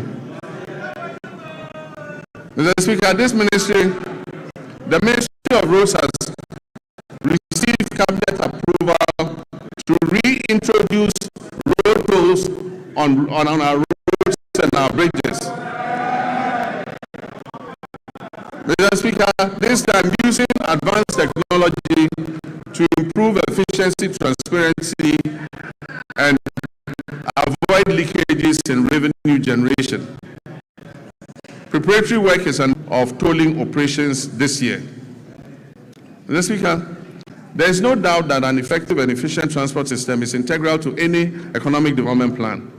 So to improve public transport services in the country, government is supporting Intercity SCC Coaches Limited, Metro Mass Transit Limited, and the private road transport operators to renew their fleet. Currently, a total of 300 buses have been procured to improve road transport. The initial batch of 100 buses is scheduled to arrive in the country by the end of the first quarter of this year. Mr. Speaker, in fulfillment of my pledge to re-establish a national airline, a 10-member task force established to oversee this initiative has submitted a business model and operational framework to guide the selection of a strategic partner for the new national airline. And this new national airline will take off soon, inshallah. Mr. Speaker, passenger traffic handled by the Ghana Airports Company increased to 3.625 million passengers in 2025, This was an increase from 3.4 million in 2024. In response to the rising passenger traffic and congestion at the Accra International Airport's new Terminal 3, we are remodeling Terminal 2 into a dual-purpose facility to serve both domestic and international flights. So when the remodeling of Terminal 2 is finished, all the domestic flights and some of the international flights will be moved to Terminal 2 so that we ease the congestion on Terminal 3. This will improve operational efficiency and enhance the overall passenger experience. Mr. Speaker, Accra's Terminal 3 remains amongst the best in Africa. A new concourse will link Terminal 2 and Terminal 3 so that passengers arriving in Terminal 2 and having to move to Terminal 3 won't have to come out and walk. They'll go through the concourse. Mr. Speaker, Terminal 3 is going to be supported by a new 7-story floor car park. It will also have an airport hotel and retail amenities to service the passengers. Mr. Speaker, runway expansion and overlay is currently being undertaken to strengthen the Accra International Airport's runway. Mr. Speaker, we will also begin work on new regional airports in Sunyani, in Bolgatanga, and Wa. In Sunyani, the current location of the airport is not appropriate to extend the runway, and so we have to move and build a new airport at a different location. Bolgatanga, the site has been acquired and work will commence. Wa also, we have to move the airport from where it is because it almost intersects the road and the airport slopes upwards, making it inappropriate for air travel. Mr. Speaker, we are also reverting the airport in Accra, the international airport in Accra, to its original name, the Accra International Airport. Even though NLC Decree 129 was passed, no effort or nothing was done to effect the clause in the decree that said that the airport should be renamed after Kotoka. So in all international records in ICAO and IATA, that airport in Accra, the international airport, remains named Accra International Airport. Mr. Speaker, we are working to fully operationalize the Tema and Pakadang rail line to maximize passenger and freight traffic between Tema and the north using the Volta Lake Waterway. The Western and Eastern Railway lines will continue to be modernized in partnership with the private sector. These projects are aimed to support the efficient transport of container and bulk cargo to and from our ports, as well as to facilitate the efficient haulage of minerals from mines in Usuta, Awaso, and Yinehing to the Takrady port, while also providing passenger transport along the respective rail corridors. Mr. Speaker, as part of the 24-hour economy initiative, a new 24-hour operation has started at Tema Port, allowing access to port services around the clock. This development enables importers to clear their goods at any time, significantly easing congestion at the terminals like the transit terminals, the reefer terminal, and the Golden Jubilee terminal. The initiative brings together customs, banking, and other relevant agencies to enhance efficiency, low transaction costs, and boost Ghana's competitiveness as a major trade hub. Cabinet has reviewed the designs and feasibility study for the Keita Port and directed the Ghana Ports and Harbours Authority to present an action plan and a roadmap for the realization of the project at the earliest possible time. Mr. Speaker, the Driver and Vehicle Licensing Authority, as part of its expansion efforts, has established a new operational office at Adenta Bus Terminal in Accra. If you need any service in the night from DVLA, go to Adenta. There's an office open there day and night. Mr. Speaker, this modern facility operates around the clock, providing continuous service to improve accessibility and convenience for our motorists in Adenta municipality and the whole general Accra area. Mr. Speaker, communications is important, and under the Rural Telephony and Digital Inclusion Project, implemented through the Ghana Investment Fund for Electronic Communications, GIFEC, we extend voice and data connectivity to unserved and underserved communities. We've targeted the construction of 2,016 cell sites all over underserved and unserved communities. 1,561 of these 2,016 cell sites have been constructed, and of this number, 1,144 have been activated. Work is ongoing to activate the remaining 417 sites. Preparations are also well underway to commence construction of the remaining 455 sites.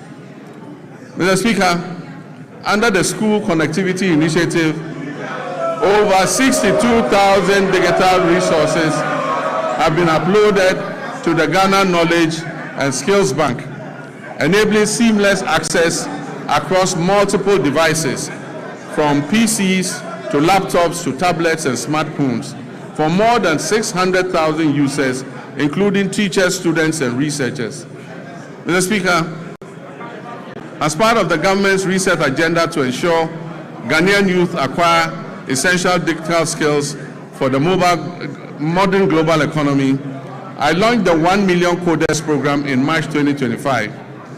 This initiative aims to train 1 million Ghanaians in key digital areas, including data analytics, data protection, cybersecurity, the metaverse, and artificial intelligence over 4 years.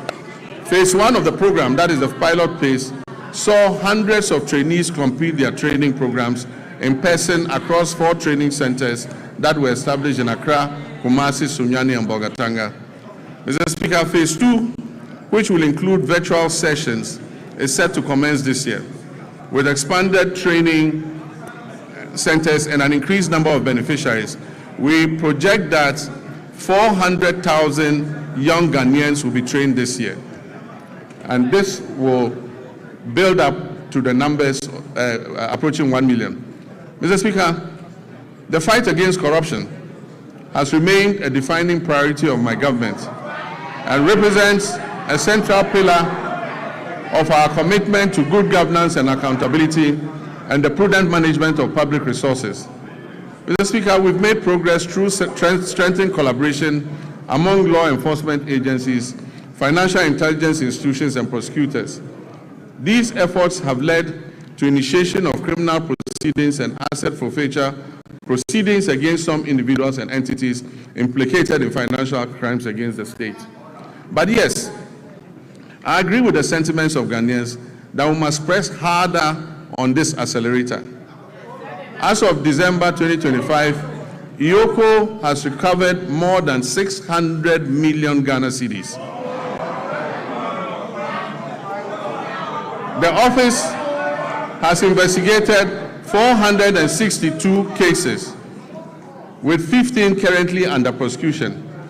It has dismantled transnational carjacking syndicates and has recovered 29 luxury vehicles that were stolen. Mr. Speaker, the government remains resolute that corruption will not be tolerated, regardless of status or political affiliation. The Attorney General's office will continue to use both criminal prosecution and non-conviction-based assets recovery mechanisms to ensure that stolen public resources are returned for national development. Mr. Speaker, I understand that a large majority of Ghanaians are impatient to see those who abuse their public trust in office held to account. Mr. Speaker, there were periods when, under military regimes and unconstitutional governments, extrajudicial means could be used to exact retribution against persons perceived as corrupt or who had abused the mandate given to them by the people. Mr. Speaker, this may have appeared as swift justice, but many regrettable excesses were recorded. In 1992, we overwhelmingly adopted the 1992 Constitution to accept governance by the rule of law. On 7th January, when I swore the oath of office before the people of Ghana, I swore to uphold the 1992 Constitution. I may be as impatient as everyone else to see justice done, but painstaking investigations must be conducted. Dockets must be prepared, charges must be filed, and the accused must have their day in court, including appealing, even on the smallest point of law, to higher courts. This process is necessary to protect us all against abuse or ill treatment of citizens, and to ensure that only those guilty of offenses against the state are punished. As President Mills of blessed memory said, he said, and I quote, "The wheels of justice grind slowly, but they grind exceedingly fine." Mr. Speaker, let me reassert my determination to uphold the accountability of public office holders to the people of Ghana. We have laid the Public Officers Code of Conduct Bill before Parliament. This bill codifies the conduct of public officers and makes breaches thereof punishable. I wish at this juncture to thank His Lordship, the Chief Justice, for establishing additional specialized high courts to address breaches identified in the Auditor General's report. Mr. Speaker, the Constitution review process was conducted in a transparent and consultative manner, drawing on input from constitutional experts, civil society organizations, traditional authorities, religious leaders, political parties, and the general public. The review committee has submitted its comprehensive report containing detailed proposals to amend the Constitution to address identified weaknesses and make it more welfare enhancing. Mr. Speaker, the Attorney General's office is working closely with relevant stakeholders to translate the recommendations into implementable legal and constitutional proposals, which will be presented to this August House in accordance with constitutional procedures. Mr. Speaker, illegal mining continues to pose a grave threat to our environment, water bodies, public health, and national security. Mr. Speaker, prosecution of persons engaged in illegal mining has been intensified, with a renewed focus on dismantling organized criminal networks behind galamsey operations, rather than targeting only the little fish, low-level offenders. Mr. Speaker, in all these galamsey operations, there are big fish who never get caught. Mr. Speaker, in total, over 114 case dockets involving hundreds of accused persons are pending in various courts across the country, particularly in towns and villages that are prone to illegal mining. Specialized prosecutorial teams have been deployed to fast-track illegal mining cases, ensure the effective presentation of evidence, and pursue the confiscation and forfeiture of equipment and proceeds used in or derived from illegal mining. Mr. Speaker, when it comes to gender and social protection, my government will continue to ensure gender equality and equity, promote the welfare and protection of children's rights, and empower the vulnerable, the aged, and persons with disability for sustainable national development. Work is well advanced on the Women's Development Bank, for which a total of 401 million Ghana cedis has been allocated in the 2026 budget. The coming months will see a full rollout of this monumental policy to empower Ghanaian women and women-owned businesses economically and financially. Mr. Speaker, the Ministry of Gender and Social Protection has successfully honored all legacy leave payment cycles for 2025 and before, reaching 1.5 million people. It has also ensured the full implementation of the Ghana School Feeding Program in over 12,000 public schools across all 261 districts of this country. Mr. Speaker, the number of beneficiary pupils under the school feeding program has increased from 3,801,491 for the 2023-2024 academic year to 4,231,059 for the 2024-25 academic year. This program is providing gainful employment to 34,000 caterers and cooks nationwide. Mr. Speaker, in the security sector, Ghana faces evolving security threats. Our troops, services, and agencies have, however, remained firmly committed to strengthening national peace and security, which underpin our democracy, development, and social cohesion. This commitment encompasses internal security operations, international peace support missions, strategic investment in restructuring and retooling and improvement in troops' welfare, recruitment, and capacity development. Mr. Speaker, two recent incidents are evidence of the increasing dangers we face as a nation. The killing of 8 of our compatriots who had gone to a neighboring country to purchase tomatoes, and just yesterday, an attack on Ghanaian fishermen in our waters by pirates reinforced the need for us to retool and adequately equip our security services. Mr. Speaker, I wish to commend the Ghana Armed Forces for conducting a successful medical evacuation of our injured compatriots from Burkina Faso. I also commend the Ghana Navy and the Ghana Air Force, the National Security Council Secretariat, the Chief of Staff's Operations Team, the MP for Ewutu Senya, the Chief Fisherman and people of Senya Breku for the combined effort that successfully rescued all the stranded 71 fishermen who had been attacked by pirates. I've asked the National Security Coordinator to assist the affected fishermen and replace the stolen outboard motors and fishing gear. Mr. Speaker, the Armed Forces continues to play a key role in containing illegal small-scale mining through the deployment of river guards and support for the National Anti-Illegal Mining Operations Secretariat and assistance to special courts for swift prosecution of offenders.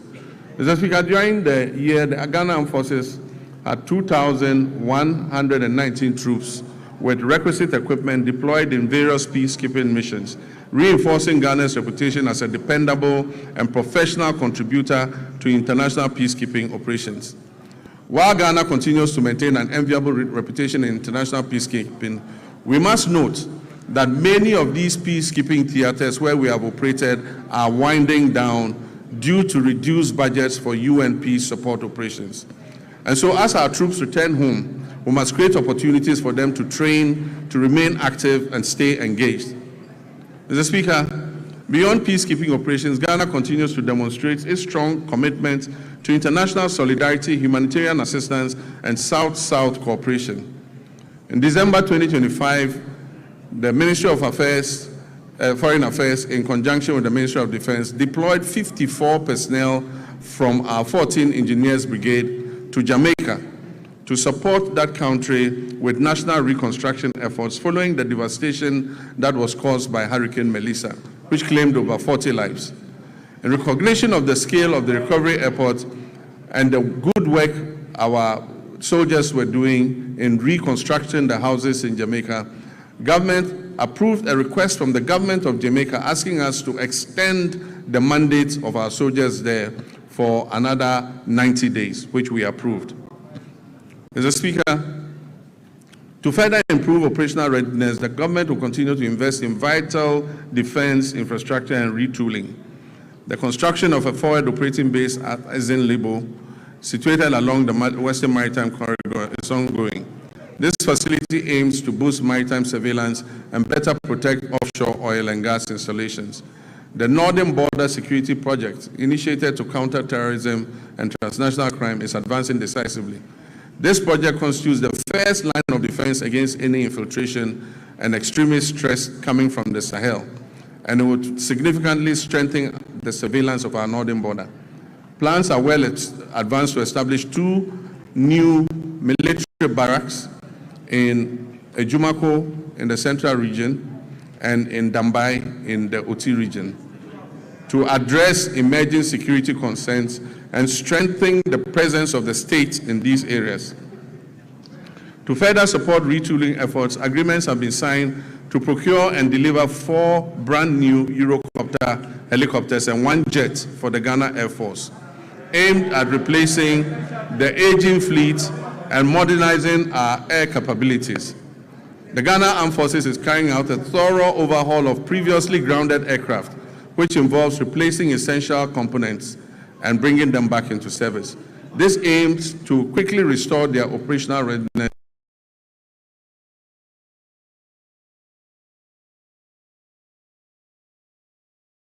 for the Ghana Armed Forces to enhance mobility and boost troop morale. It forms part of a broad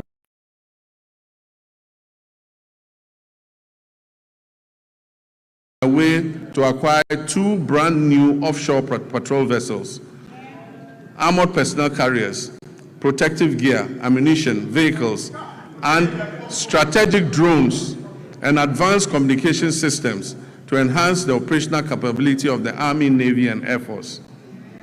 We will also continue to prioritize human capital development within the armed forces. A progressive recruitment drive to increase the strength of the Ghana Armed Forces by 12,000 personnel over 4 years to support expansion and operational demands is ongoing.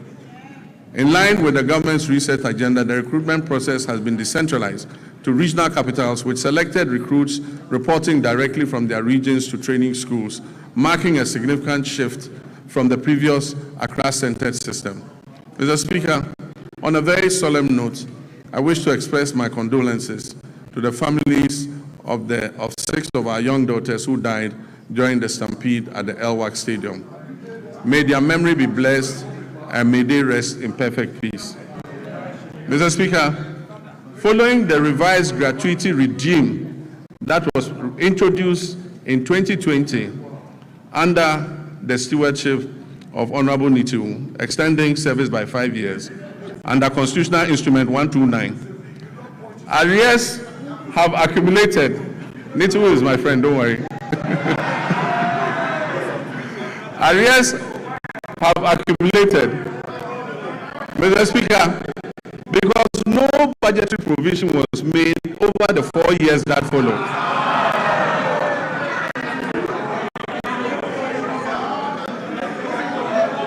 Afenyo, when we all leave politics, I and Nitiwu are going to the same place in the north. You go to Winneba. Don't worry, we are brothers. Mr. Speaker, this has resulted in over 1 billion Ghana cedis owed to approximately 3,000 personnel across all the different ranks. As part of our commitment to fairness and the resolution of long-standing legacy issues, the government will soon commence payment of gratuity arrears under CI 129. Honorable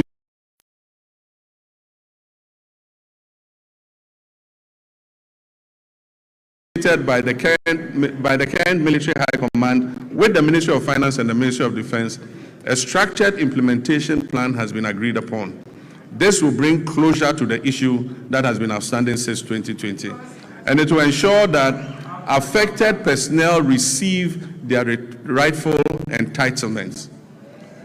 Mr. Speaker, the Ghana Police Service has also received 40 armored vehicles and 100 pickup trucks to enhance their operations. Other security agencies such as the Fire, Prisons, Immigration, BNI, and Narcotics Control Commission will also be retooled to enhance their efficiency. Mr. Speaker, let me take this moment to commend the IGP and his men for the recent major successes they are chalking in bringing dangerous criminals to justice. The trust of the Ghanaian people in their police service is rising again, and I urge you to keep up the standard. Mr. Speaker, Ghana's foreign policy remains a central instrument for advancing our national development, for safeguarding our sovereignty, and projecting our values on the global stage. At a time when the global environment is characterized by profound geopolitical shifts, economic uncertainty, climate-related challenges, and evolving security concerns within our sub-region, government has taken deliberate steps to ensure that Ghana's engagement with the world is purposeful, strategic, and responsive to the needs of our people. In this regard, the Ministry of Foreign Affairs has stepped up efforts to align Ghana's external relations with our domestic development priorities. Mr. Speaker, in West Africa, Ghana continues to pursue a policy of good neighborliness, solidarity, and constructive cooperation with all countries in the sub-region. We remain firmly committed to the vision of a peaceful, stable, prosperous, and integrated West Africa, grounded in mutual respect, dialogue, and collective responsibility.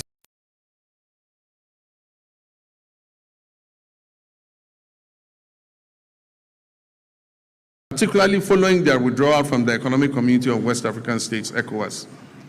Ghana believes that continued dialogue and cooperation are indispensable to regional stability and that disengagement only deepens our collective vulnerabilities. At the continental level, Ghana continues to play an active, principled, and forward-looking role in advancing the African Union's strategic priorities. Today, Ghana currently holds the following prestigious positions. We are AU champions on reparations. We are AU champions for African financial institutions. And Ghana is also the AU champion for gender equality and women's empowerment.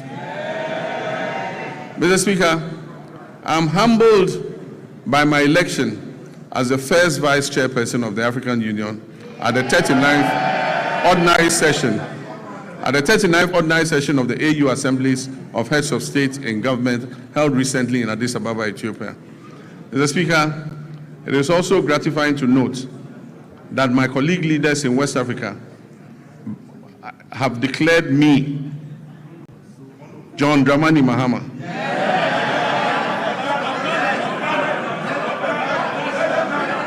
President of the Republic of Ghana and Commander-in-Chief of the Ghana Opposition.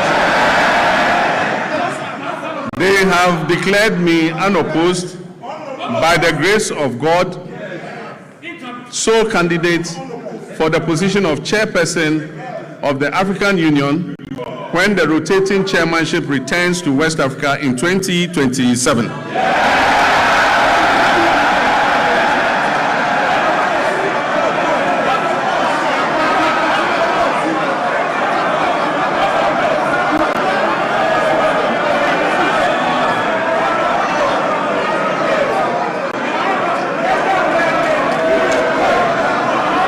Mr. Speaker,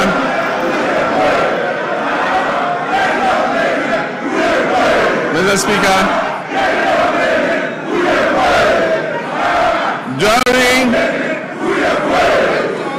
during the 80th session of the United Nations General Assembly, I raised Ghana's voice to call for a comprehensive reset of the United Nations to better reflect the current realities and particularly the role of Africa in global governance and fairness in international financial systems.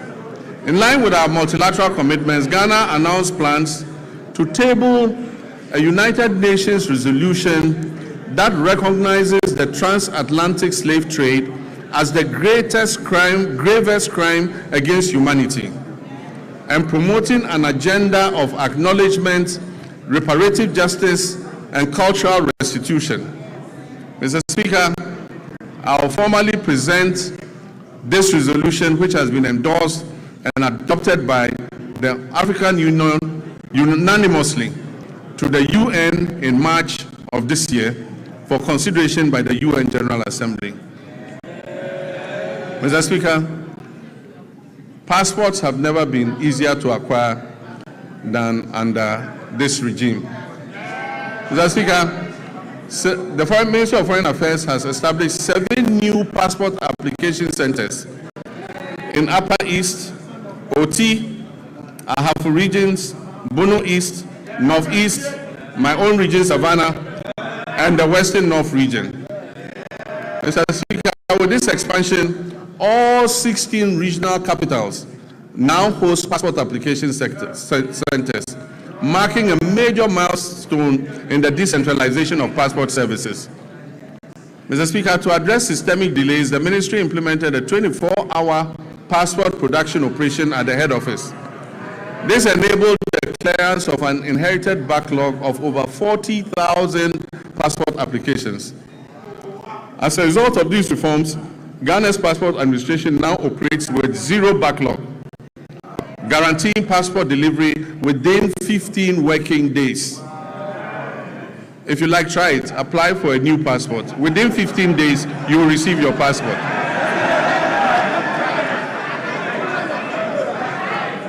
Mr. Speaker, to facilitate travel and boost tourism and ease business mobility, the Ministry of Foreign Affairs implemented a 5-day visa processing service across.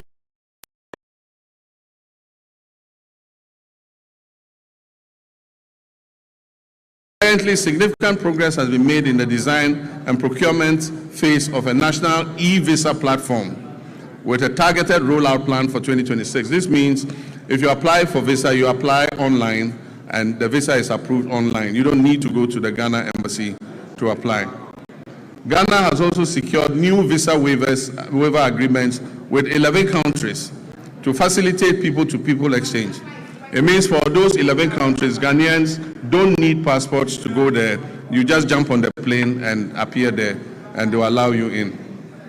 Mr. Speaker, to highlight Ghana's ongoing commitments to international solidarity, we made humanitarian donations to Jamaica, Cuba, Sudan, and Palestine to support disaster relief and conflict-related crises. These donations amounted to millions of cedis and included food, medicine, clothing, cocoa products, blankets, and mattresses, and plastic buckets. I'm also pleased to report that remittances from our relatives abroad, the Ghanaian diaspora, reached a historic high of $7.8 billion in 2025. Mr. Speaker, this is the largest annual inflow ever recorded in Ghana's history. This reflects not only confidence in the Ghanaian economy, but the enduring patriotism of our citizens living and working abroad.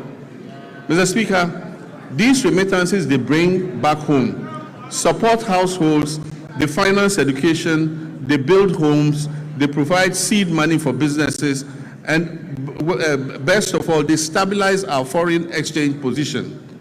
In many respects, our diaspora has become one of the country's most reliable development partners. Without contracts, conditionalities, or fanfare, they are easily one of our most reliable development partners. We must intentionally ensure that citizenship, rather than place of residence, determines one's right to serve the Ghanaian Republic.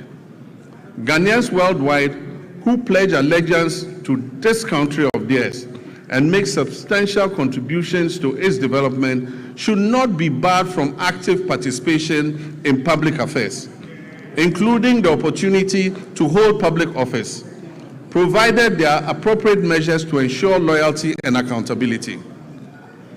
Mr. Speaker, I'm personally in support of the bipartisan bill currently before this House, seeking to address this matter.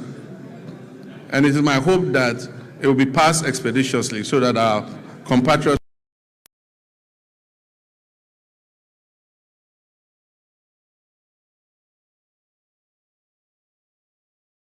we're trying to achieve. We're implementing many policies to develop our youth capacity and to create as many jobs as possible to address the major unemployment problem. All our youth activities and job creation programs are ongoing. In 2025, 10,887 young people were trained in entrepreneurship programs and job creation under the Ejumawura program.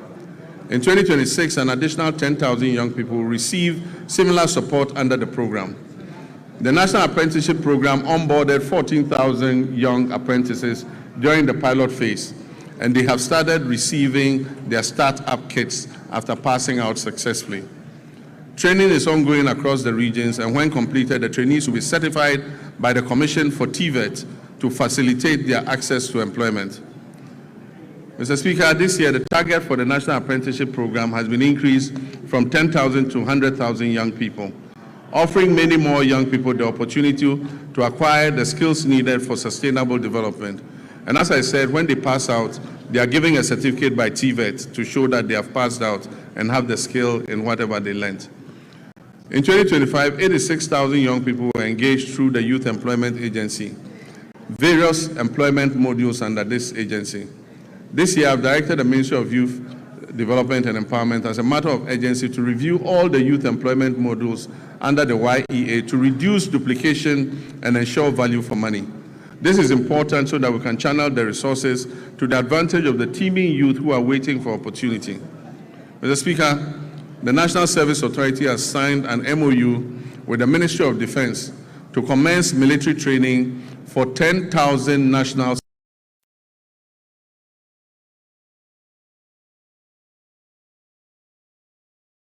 personnel will receive call-ups to report at various military centers for training.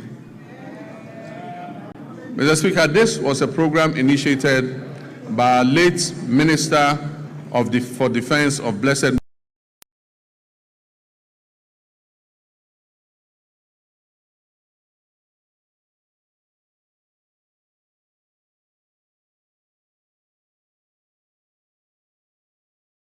benefit of the personnel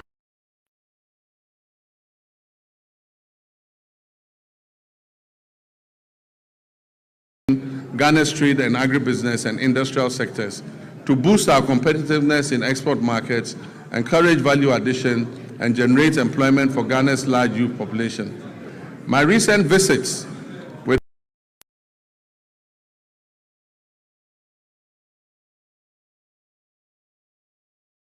expansion works on factories has convinced me that Ghana is on the right track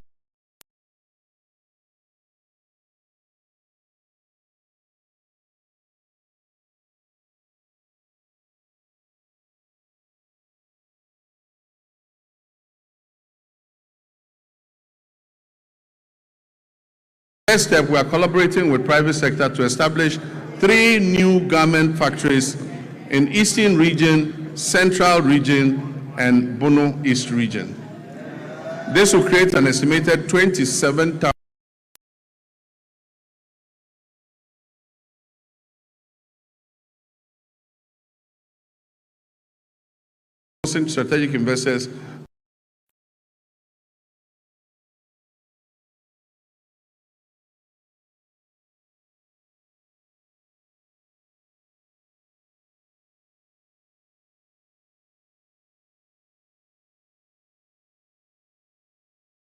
a 27.04% growth in 2025.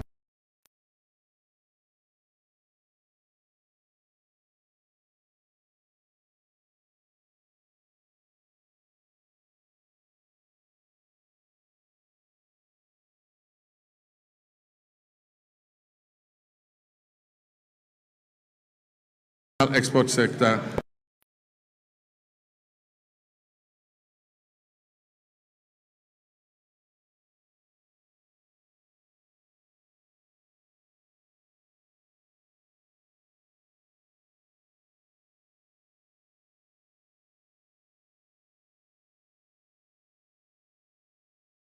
Of the overall 33.8% of industry's share of gross domestic product in 2025. It emerged as a leading contributor within the industrial sector.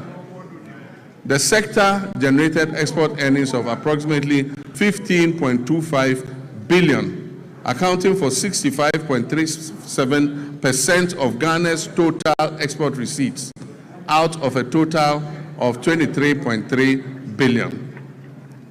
Mr. Speaker, the abolition of value-added tax on mineral exploration activities is expected to significantly reduce upfront costs for investors, improve project economics, and stimulate increased greenfield and brownfield explorations across the country.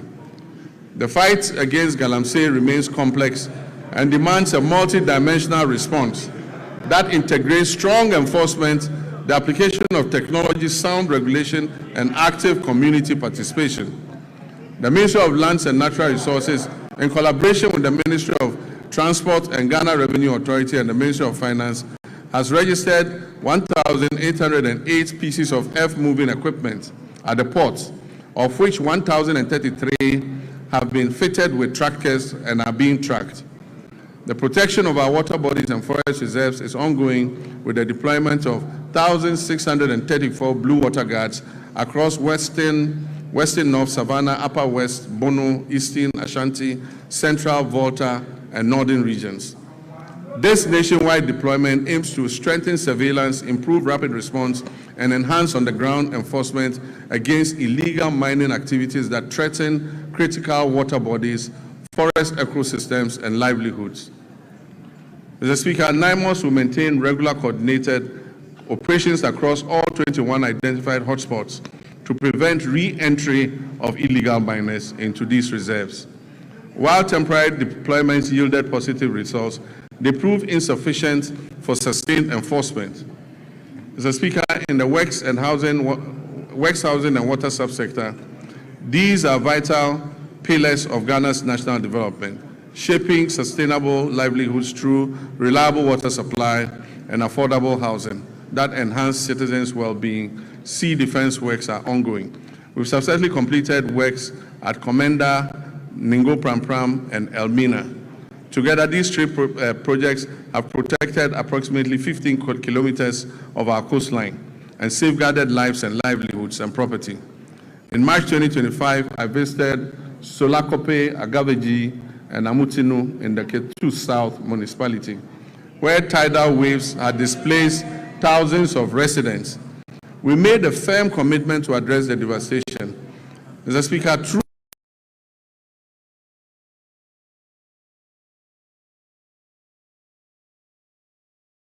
contract, and in August last year, I officially cut short to commence the project. I'm pleased to inform this House that the project is currently 25% complete and calm has already been restored along the coastline. Notwithstanding these actions, flooding remains a major infrastructural challenge in the country and a top priority for this government. A task force on flooding is in place and coordinating the national mitigation efforts against flooding. Ghana continues to grapple with housing deficits currently estimated at over 1.8 million units. Some significant strides have been made in the housing sector. In line with government's earlier commitments to complete all ongoing housing initiatives, we have successfully concluded the joint venture arrangements which we inherited for the completion of the Saglemi housing project. The Attorney General is reviewing all related documentation to finalize and commence the project. When these projects are finished, it will increase the number of housing stock available. The TDC in Ghana is also steadily advancing work on 800 housing units under the Akpong Affordable Housing Project at Tema Community 26.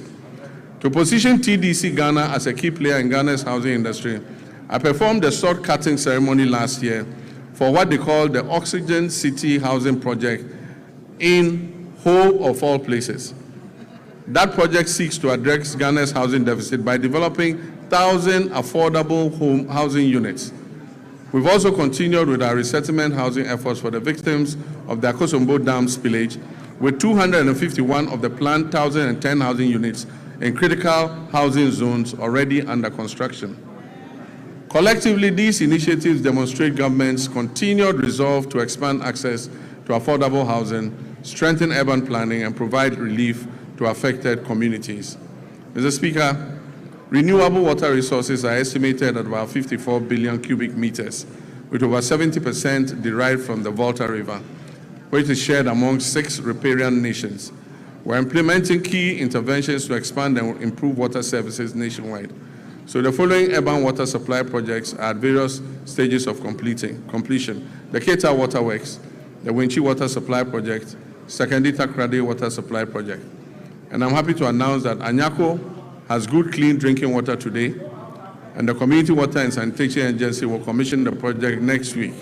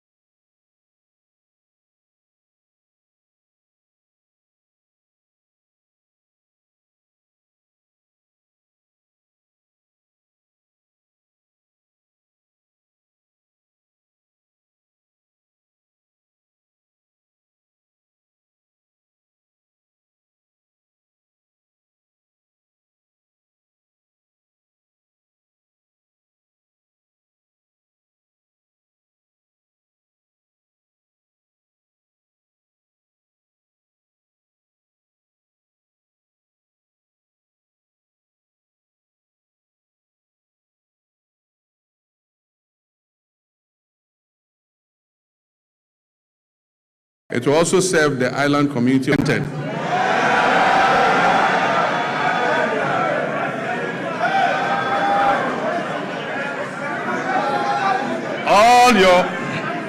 All your assemblies are receiving more money than they've ever received in several years.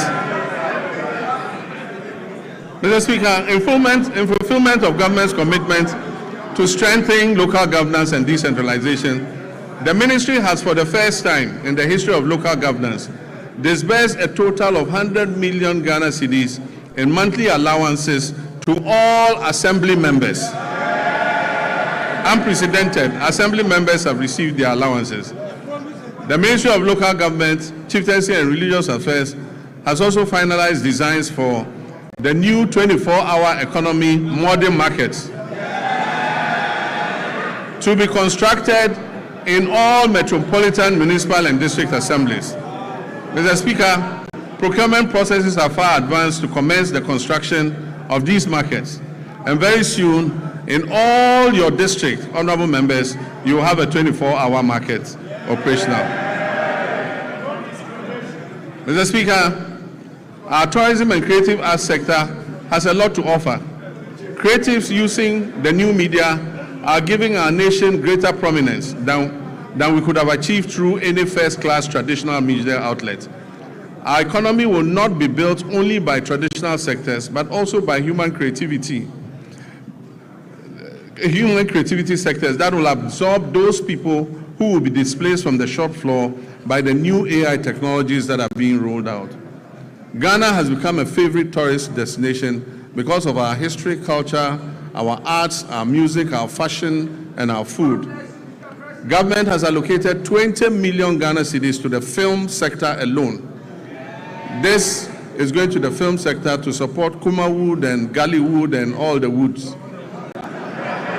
Mr. Speaker, another 20 million cedis has been given for the other creative sectors. I believe that this injection of money will bolster our creative sectors.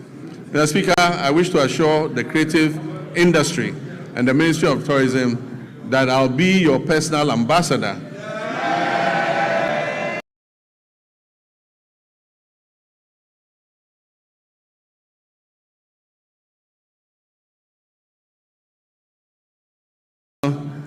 Efforts to bring events and conferences to Ghana.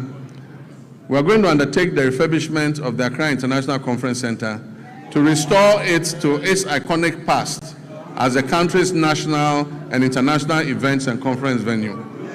Mr. Speaker, the original contractors of the center, Enego Project Ghana Limited, have conducted a structural integrity assessment at the request of the Office of Chief of Staff and made recommendations for the facilities renovation and refurbishment. They will commence this work in the next few weeks. But Mr. Speaker, the AICC is not enough for a country seeking to develop its creative sector and become West Africa's destination for meetings, conferences, musical concerts, and entertainment. So working with the private sector, work will also commence this year on a befitting convention and creative events center to position Ghana as West Africa's leading hub for meetings, incentives, conferences, and exhibitions and creative events. Ghana will also begin this year the renovation of the State Banquet Hall, which has been closed for a couple of years. Mr. Speaker, this year we will strengthen Ghana's standing in the major global and continental sporting events. We will make our 5th FIFA World Cup appearance. And for us, this is an opportunity to boost national branding and the economy beyond just sports. Mr. Speaker, supporters and other people interested in going to support the team would have to submit a visa request to the American Embassy. We are being told that we must ensure that supporters who go return on the visas. It has taken a lot of work to restore Ghana's 5-year non-immigrant visas and take us off the ban list. It is my hope that this event will not send thousands of Ghanaians to America and get us back on the ban list. Mr. Speaker, the Black Queens will compete at the 2026 African Cup of Nations, Women's African Cup of Nations, building on their bronze medal finish in Morocco. At the youth level, Ghana will participate in the 2026 Youth Olympic Games in Dakar with a multidisciplinary team aimed at strengthening long-term elite pathways. We'll also compete at the Commonwealth Games 2026 in Glasgow, reinforcing Ghana's presence across the Commonwealth sporting landscape. Mr. Speaker, as a member of the Ghana Journalists Association, I've been deeply concerned about the abuses suffered by journalists at the hands of some of our errant security personnel. I've asked the leadership of the security agencies to take firm action and to reorient their men and women on the need to be accommodating to journalists who are only doing their job of keeping citizens informed. I've also been concerned about the state of our state-owned media, most of which have suffered from historical underfunding and grappling with deteriorating infrastructure and facilities. I recently toured these media houses to learn about their challenges at first hand, and we're currently putting together a revitalization plan to leverage their valuable assets and re-inject life into their operations. The reintroduction of the Media Development Fund is also being reconsidered to support the Ghanaian media. Mr. Speaker, as I conclude, during my recent trip to Zambia, we saw what a united Ghana can achieve on the global stage. A simple mislabeling of our culture could have reduced us to a punchline. Instead, we moved with speed and confidence. We corrected the record. We turned what was supposed to be ridicule into reach. We turned confusion into connection. We taught what could have been a negative social media trend into a handshake of friendship with our Zambian brothers and sisters. Mr. Speaker, for most people, that episode was just a fleeting social media frenzy. Yet it served a greater purpose. It showed a nation that understands its brand equity. It showed citizens aligned around a common identity. It showed a country that knows who we are and refused to be defined by others. But let us be honest, unity in moments of cultural pride has proved easier than unity in moments of political disagreement. If we can mobilize that same collective resolve for our development agenda, we will see real progress. And that mobilization is possible because we are the descendants of a people who united against political subjugation. We resisted economic exploitation and we fought colonial oppression. Mr. Speaker, our pursuit of national development today demands that same unity of purpose. We must reject misrepresentation and distortion that detract from our collective progress. We must guard our development as firmly as we guard our cultural identity. We must act as one people with one purpose. Mr. Speaker, in public life, there is a simple maxim we're all very familiar with, and it says that the buck stops with the president. Mr. Speaker, I not only agree with this, every day I hold office of president, I live by that statement that the buck stops with me. The ultimate responsibility for the direction of this nation rests with the office that I hold, and I'll never shirk that duty. But nation building is not merely a question of who provides the strategic direction and who bears the final responsibility. It is a long chain of efforts that carries intent into reality, from policy conception to laws enacted, to resources mobilized, to services delivered, to value created on farms, in workshops, in classrooms, in markets, and in enterprises across our land. Mr. Speaker, it is here that the strength of a people reveals itself. It is in the countless acts of competence, integrity, and industry by citizens of every calling whose work turns national purpose into lived reality. Mr. Speaker, while the bulk may stop with me, the work of nation building goes beyond that.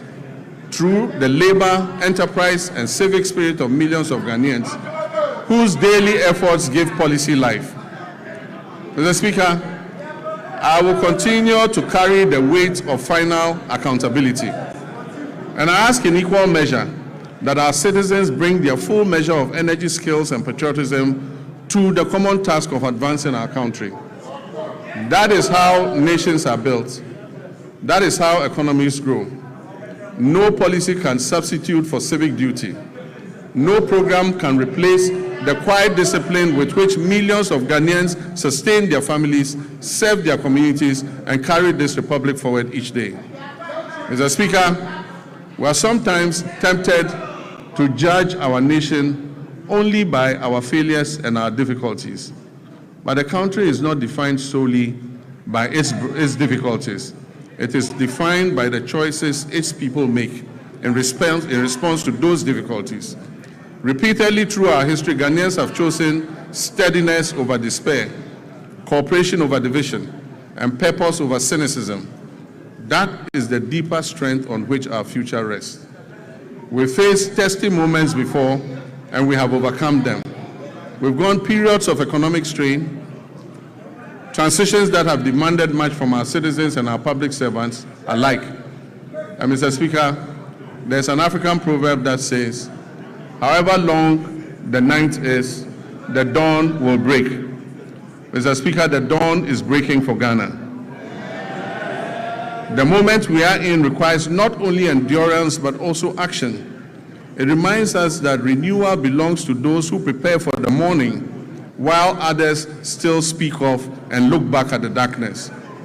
For Ghana today, that dawn is not a promise we must recite. It is a reality we must build into our institutions, into our economy, and in the ethics of responsibility we pass on to the next generation. So let us live each day mindful that the Republic is larger than any one political party, any office, any individual. This Republic belongs equally to the farmer, the trader, the teacher, the nurse, the artisan, the entrepreneur, the parliamentarian, and the young citizen, and the elderly retired personnel. Mr. Speaker, each of these people has a stake in our nation, and each one has a duty. Each has a claim on the future we're shaping together. Mr. Speaker, nations endure not because they are spared trial, but because their people refuse to surrender to trial. Ghana has been tested before. We did not surrender. We will not surrender now. And so with gratitude for how far we have come, and with the resolve for the work ahead, I say, Mr. Speaker, the state of our nation is resilient, the state of our nation is renewing, and our nation is firmly in the hands of its people. Our nation is on the brink of takeoff, and so ladies and gentlemen, passengers, fasten your seatbelts. I thank you for your attention.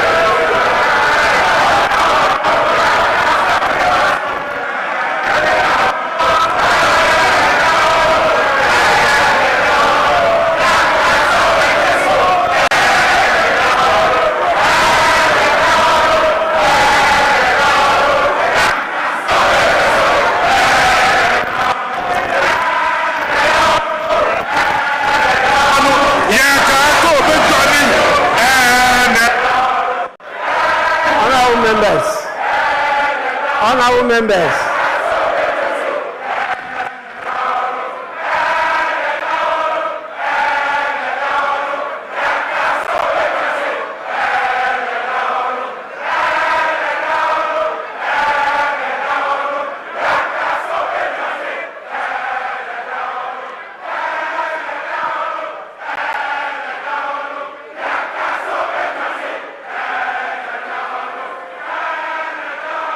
Honorable members.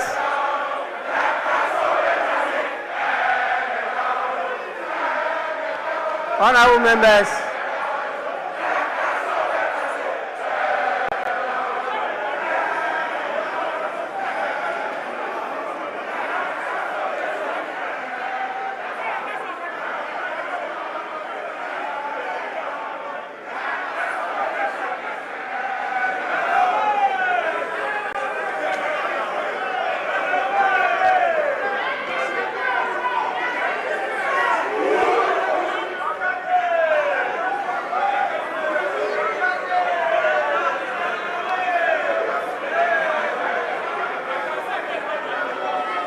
Honorable members, please.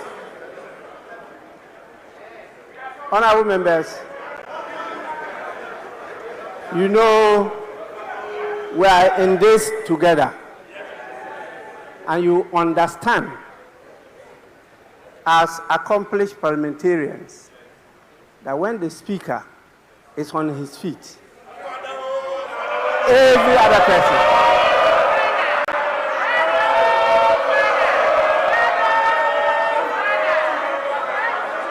please, you don't only resume your seats, but you also keep silent. Honorable members, before I convey the gratitude of the House to His Excellency the President for the message, permit me to acknowledge some more senior patriots who are with us here today. We have the leader of the People's National Convention in the person of Bernard Mona. We also have the leader of the All People's Congress, APC, in the person of Hassan Abdullahi Ayaraga.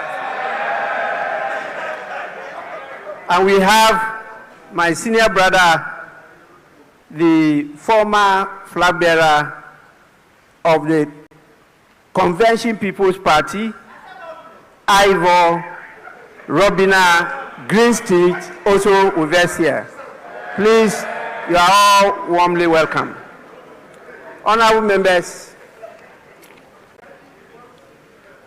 in accordance with Standing Order 72, Rule 4, I convey to His Excellency, the President of the Republic of Ghana, the gratitude of the House for the address. Honorable members, again, in accordance with the practice of this House, a formal communication will be forwarded to His Excellency the President after the House has thoroughly debated this message. So His Excellency will hear from us. I know you are ready.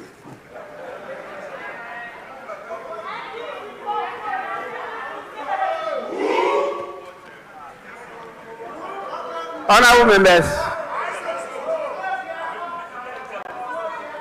we, by our rules, are to sit for 5 hours per sitting. When it's not up to 5 hours, the motion for adjournment has to be moved. And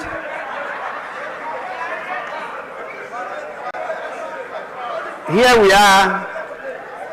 We have spent a lot of time, but not yet 5 hours. And so I'll have to call on the leaders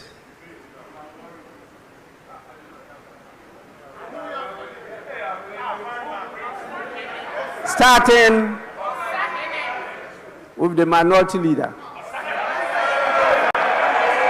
And honorable members, in consultation with the leaders, I'm giving each of them 5 minutes. 5 minutes. Please, we'll hear you for only 5 minutes. Then after that, I'll put the question for adjournment. Yes, minority leader. Speaker, with respect, let me thank you for the opportunity and thank Mr. President for living up to this constitutional obligation. But Mr. Speaker, what the President failed to tell the people of Ghana is that 1 year in government, he's still acting with slogans, no action. Mr. Speaker,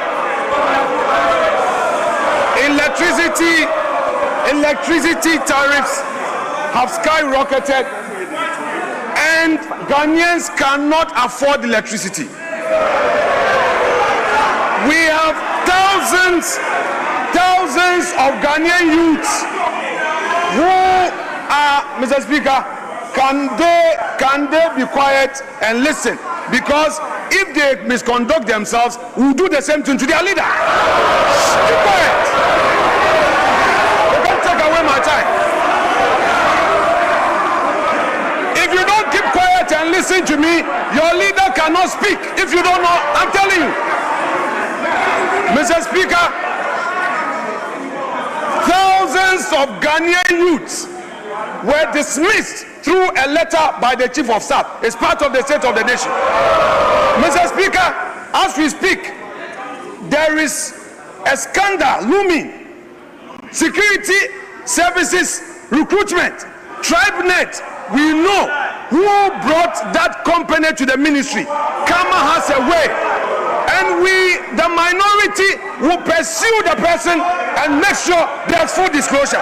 Mr. Speaker, the cocoa farmers, they have reduced producer price and Erikopoku cannot be found.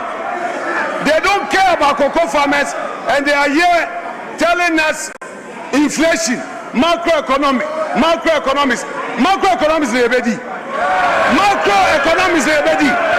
Mr. Speaker, Galamsey continues. Ghanaians continue to suffer under this Galamsey hardship. And we expect concrete action to be taken on Galamsey. Mr. Speaker, to conclude, our elders say, give credit where credit is due. Mr. President is telling us today that some gains have been made. Those gains through this gold for reserve. Mr. Speaker, the gold for reserve policy, what they have failed to tell Ghanaians is that the Bawumia that they attack, Mr. Speaker, the Bawumia that they attack, the Bawumia that you attacked is the brainchild of this policy. Mr. Speaker, I would want to urge the government, give to Bawumia what belongs to Bawumia.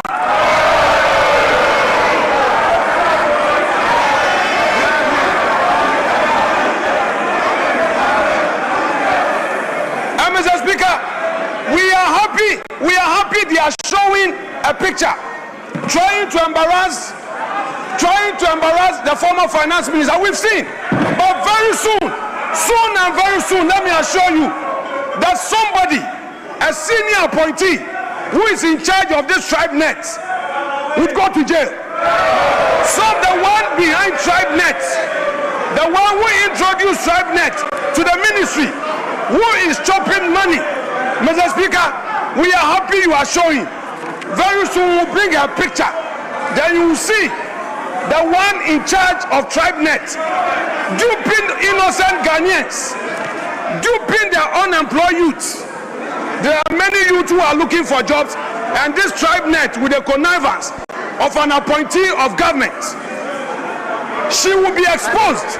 So you continue with Kenoforiata. Soon and very soon it will be your turn. Mr. Speaker, I will conclude by saying that this side of the house, we are ready today to debate on this SONA. And by Monday, the true SONA will be revealed by the minority. By Monday, we, the minority, will present to the people of Ghana the true state of the nation. Mr. Speaker, that said, let me thank you for the opportunity, and I wish Mr. President well. Thank you very much.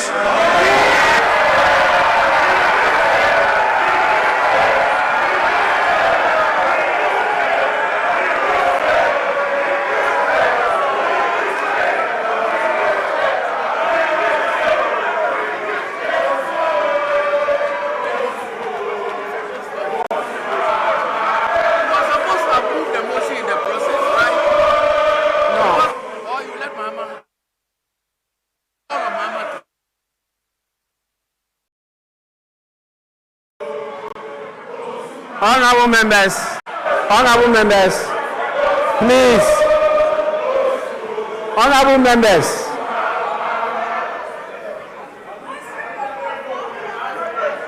members, let's now listen to the majority leader. 5 minutes. 5 minutes.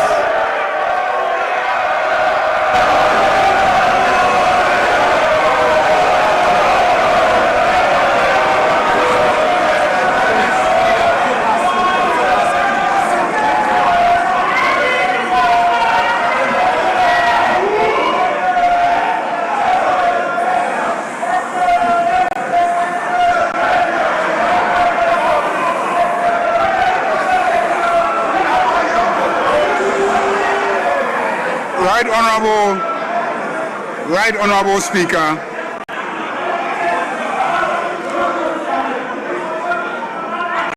on behalf of my colleagues in this house,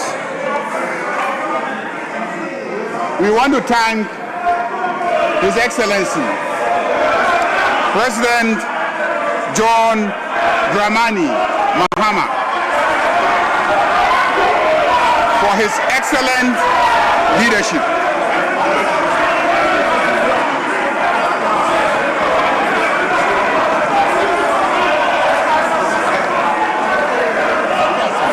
Honorable members, please. Honorable members.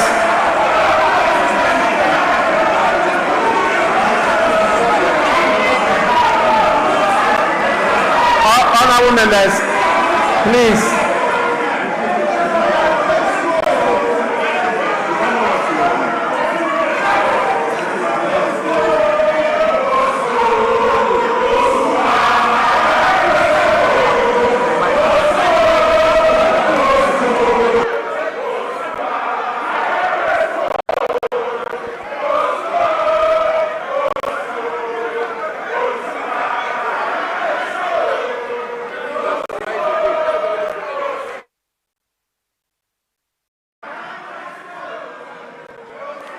Honorable members, please. We are not at a rally ground. Please.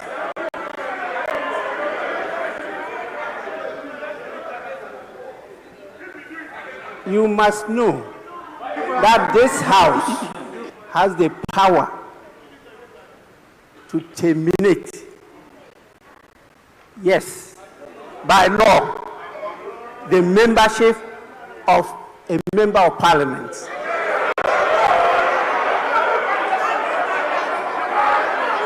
Please.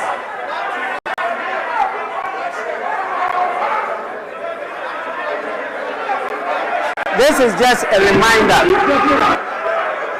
to all of you. Again, this is a reminder to all of you. Majority Leader, you may continue.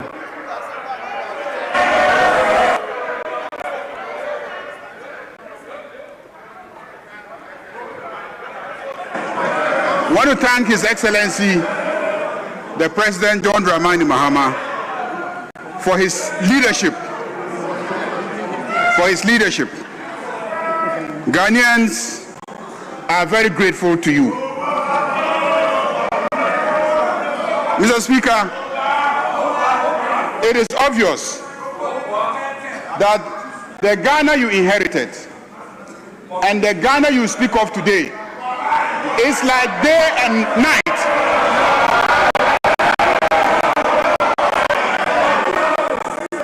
The Ghana you inherited is as dark as the dark dresses that they are wearing on the other side. And the Ghana you speak of today is clearly as bright as the white dresses that we are wearing on this side.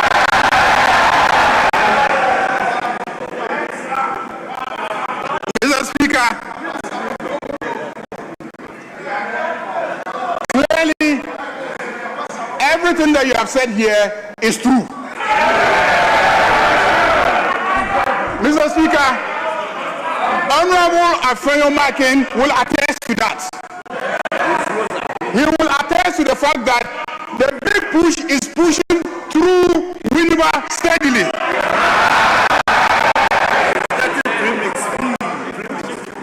And he's getting premix. Mr. Speaker, it seems today is about cocoa prices.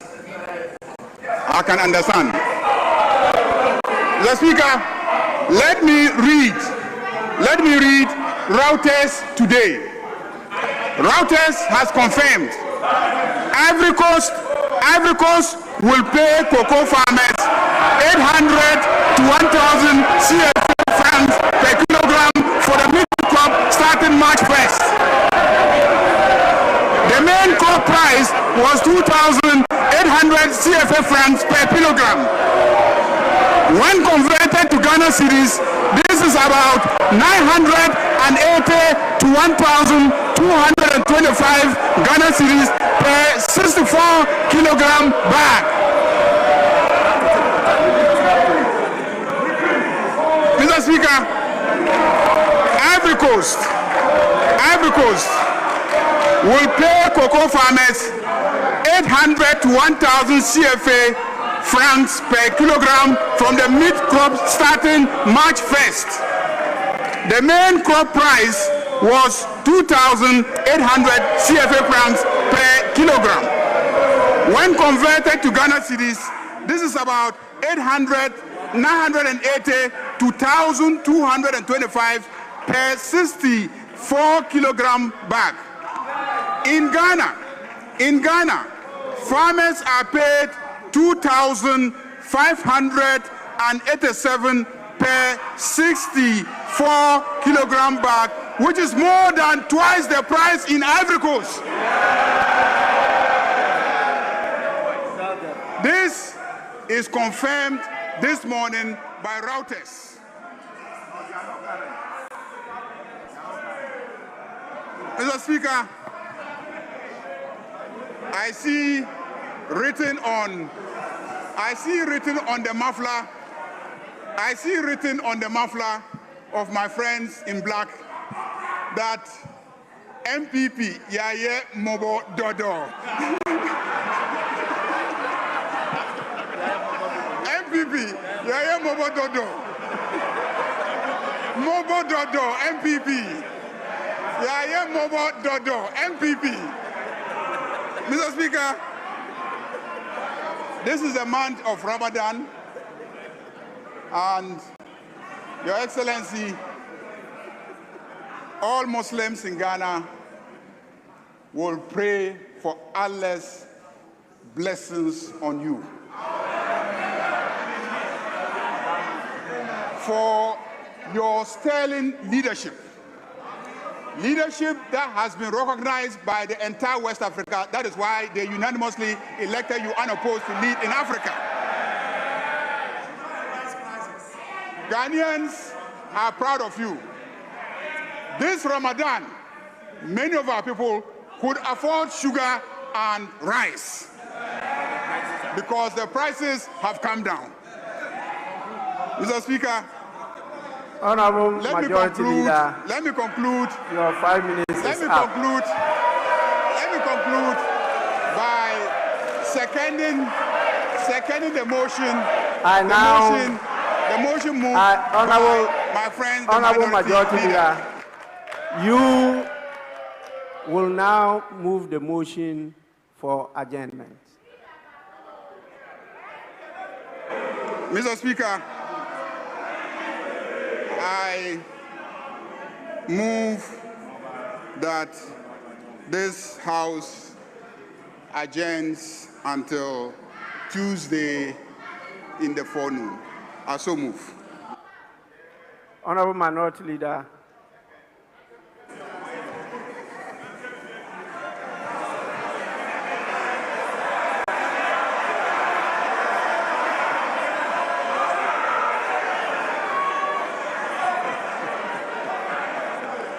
Mr. Speaker,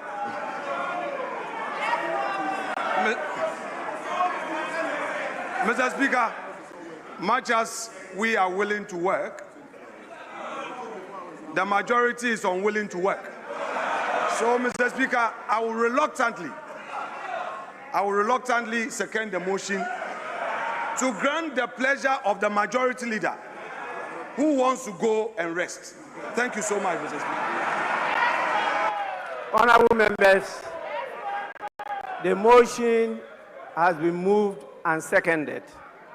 And the question is, as many as are in favor of adjournment, say aye. As many as are against, say no. Honorable members, clearly the ayes have it. The House is accordingly adjourned till Tuesday, 3rd March 2026 at 2 p.m. The House is adjourned.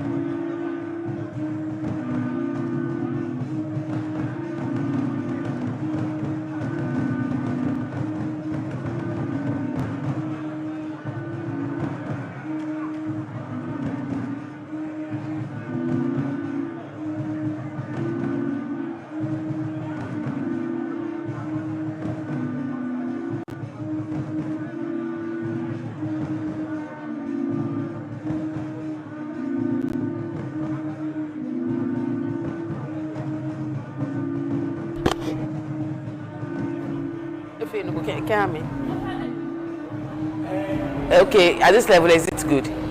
Or you want me to increase it, or you want me to reduce it? Am I increasing the volume, or I'm reducing?